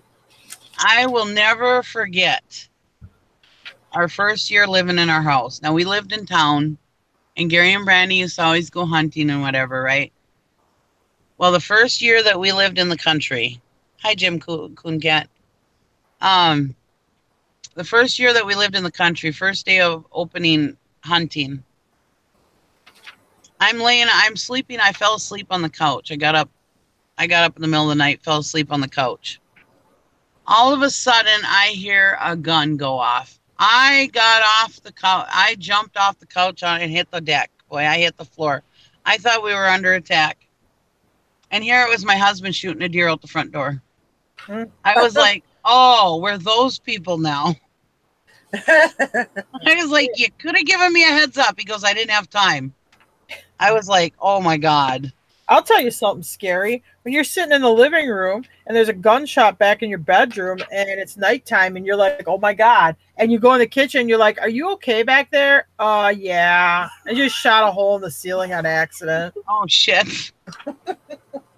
Yeah, this shotgun that, I don't know, it was a bad, yeah. It was a defective. It was from the 1920s. And they actually, I didn't know this. I didn't watch a video on it until after this happened. But they recommend you not shoot it because of this accidental discharge thing when you rack it. Oh, Lord. Why you keep your muzzle in a safe direction. Wow. If you live with Jim, it's not a house unless there is a bullet hole in the ceiling. That is shit. When I met Tara, she's like, what's wrong with your closet door? Yeah. Oh, those are bullet holes. We have gunfire here all the time too, Mary, but it's not people shooting people. It's just people out sighting their rifle in or whatever, practicing or during hunting if they're shooting animals. I mean, you don't even like really pay attention to it. It's like, oh, somebody's shooting a gun over there, you know. And we don't get no big deal. But we used to get a lot when I was a kid. I mean, it was like you'd have like 3 or 4. It was usually in the wintertime. I don't know if people get depressed because of a long winter or what, but you get 3 or 4 of those double murder suicide. The girl will run off with another guy, so the guy will track him down, then he'll shoot them, and then he'll shoot himself. Those are the only. But you never had like any like gang violence or anything like that, or no, none of that. It was usually over a woman. As a matter of fact, we had an accidental discharge downtown where they actually killed that guy in that apartment. Yeah, and that's probably like 5 minutes from my house. But that was it. They bought a gun at the gun show and they were goofing around with it, and they had absolutely no idea what they were doing with it. Yeah. And Mary said, then the helicopters come to catch the bad guys. We don't have police helicopters here. I couldn't even imagine living in LA. I had to sleep in LA one time in my truck one time. We at the terminal.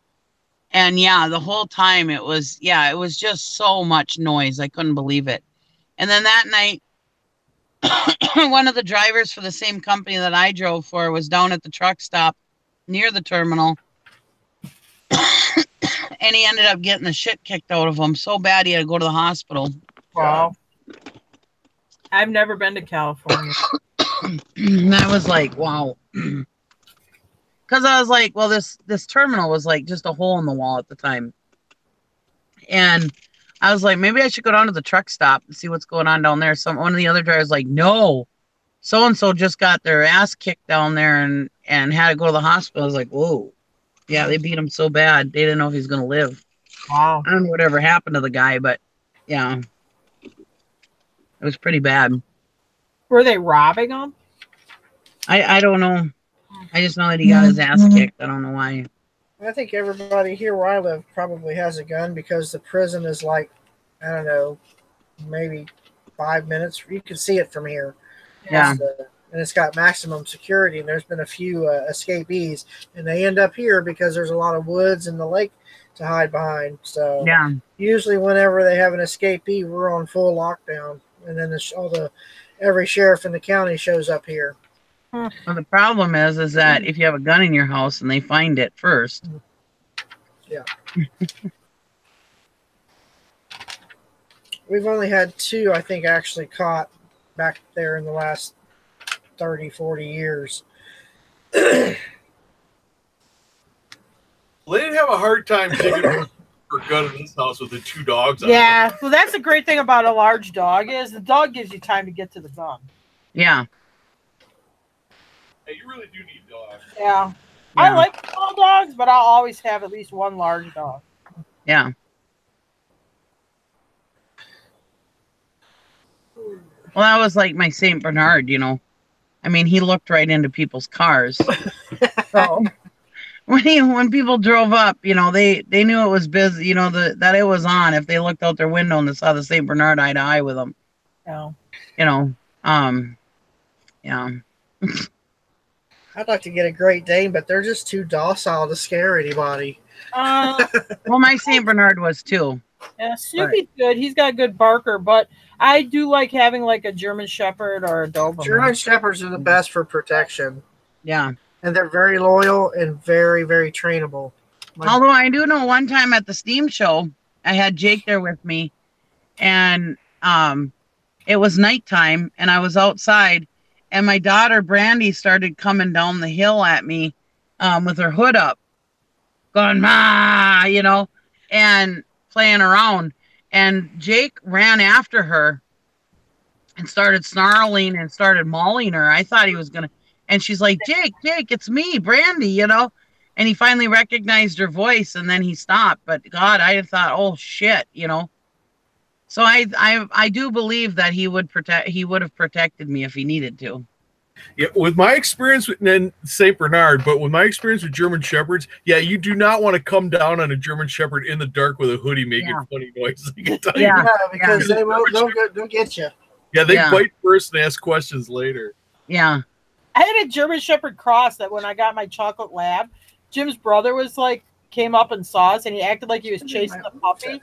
And the Shepherd was good, but that tripped that Shepherd off, and she went and nipped him in the ass.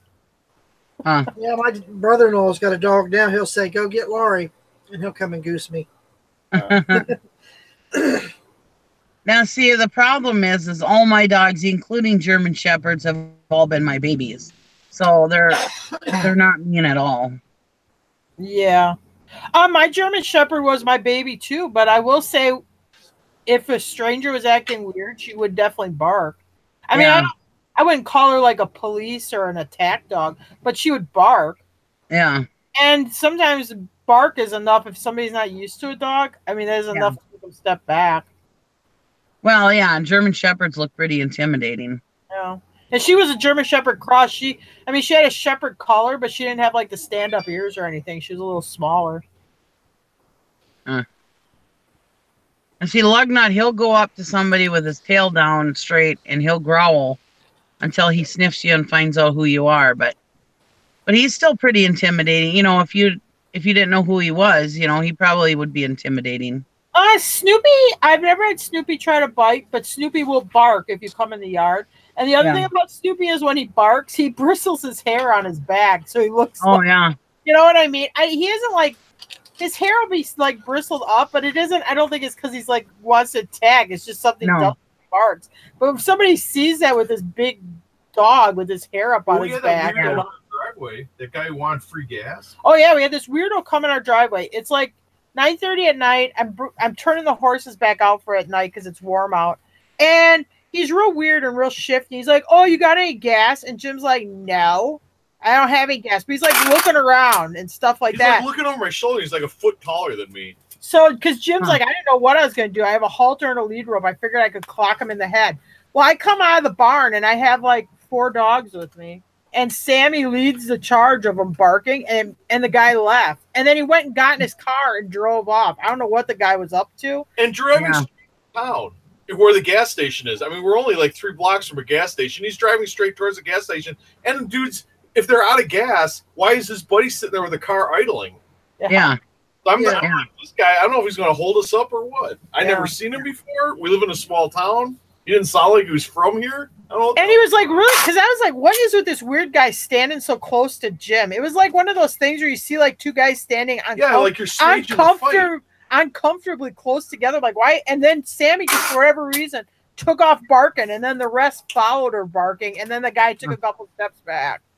Anyway, it was weird. Because I'm trying to figure out what I'm going to do with this guy, because he's like right up in me. He's like 8 inches from he's put his chest up to my chest and looking over my head at what's behind me. And I'm like, all I got is this stupid lead rope in my hand. I don't have a nothing, except for this. I guess I could conk him on the head with that or something. I got no weapon. I'm like, oh, this is just great. Right in our own yard. That's scary.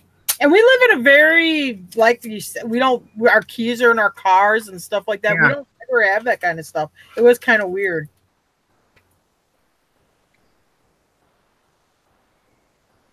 So, dog's a big plus. Yeah. Because I'm like, oh boy, here comes Sammy. Am I glad to see you?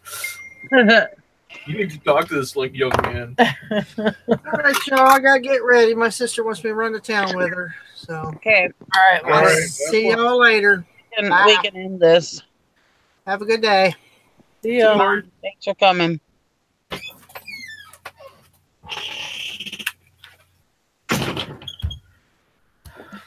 Yeah, Lugnut's connected to me at the hip, boy. He doesn't stray too far from Mom. Snoopy's like that. If I leave the house, Snoopy will sit in my chair at my desk and look out the window it gets all mopey and stuff until I come back home. When you go outside or whatever and you have the camera on, we see Snoopy at your desk sitting in your chair. Oh yeah. So cute. He loves it. If Jim is gone, if Jim goes deer hunting or whatever, he lays on Jim's side of the bed just like a person. He'll have his head on a pillow and he lays like a person. It's real funny. And when Jim comes home, he's like, eh. Anyway. I had a Dalmatian like that. It's like sleeping with a man. Yeah. He sleeps with his back against me. His feet are away from his back against me. And he sleeps there like a person, head on the pillow. Just I love this. Yeah. If we get rid of Jim, it could be just me and you. It would be awesome. Yep. That's the way my Gus would lay too. Yeah, but he wasn't long like a man. He was a shorter dog, but he was a beagle mix. But yeah, he would lay like that too, with his head on the pillow and just me and Gus. Snoopy's at least as tall as Luggy, maybe a little bit taller. He's pretty tall.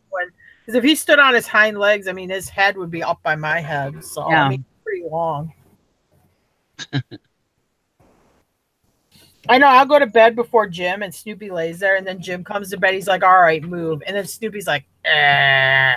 He goes, "Come on." Go to the foot of the bed. Poke him. Yeah. I poke him with my finger till he moves. Hi, Grandma Magic Classics. Well, I suppose we better get going. I gotta get stuff done. And, it's 11 o'clock already. We've kind of killed some time. I've been on here since 7. So really hitting it. Yeah.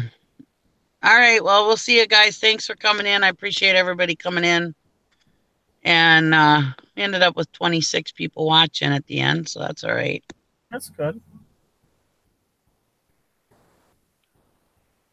All right, we'll see you later. I think Sally will be doing a listing challenge on Sunday. That was the last I heard. But just keep an eye on while Valerie's gone. Keep an eye on the reseller squad Facebook page. And yeah, and keep an eye out that, and it'll tell you what we're doing. Yeah, hit the like button. I appreciate it. Bye, everybody. Bye. Oh, you know what? I can't end it yet. Oh boy. I have to go into my team viewer. I forgot.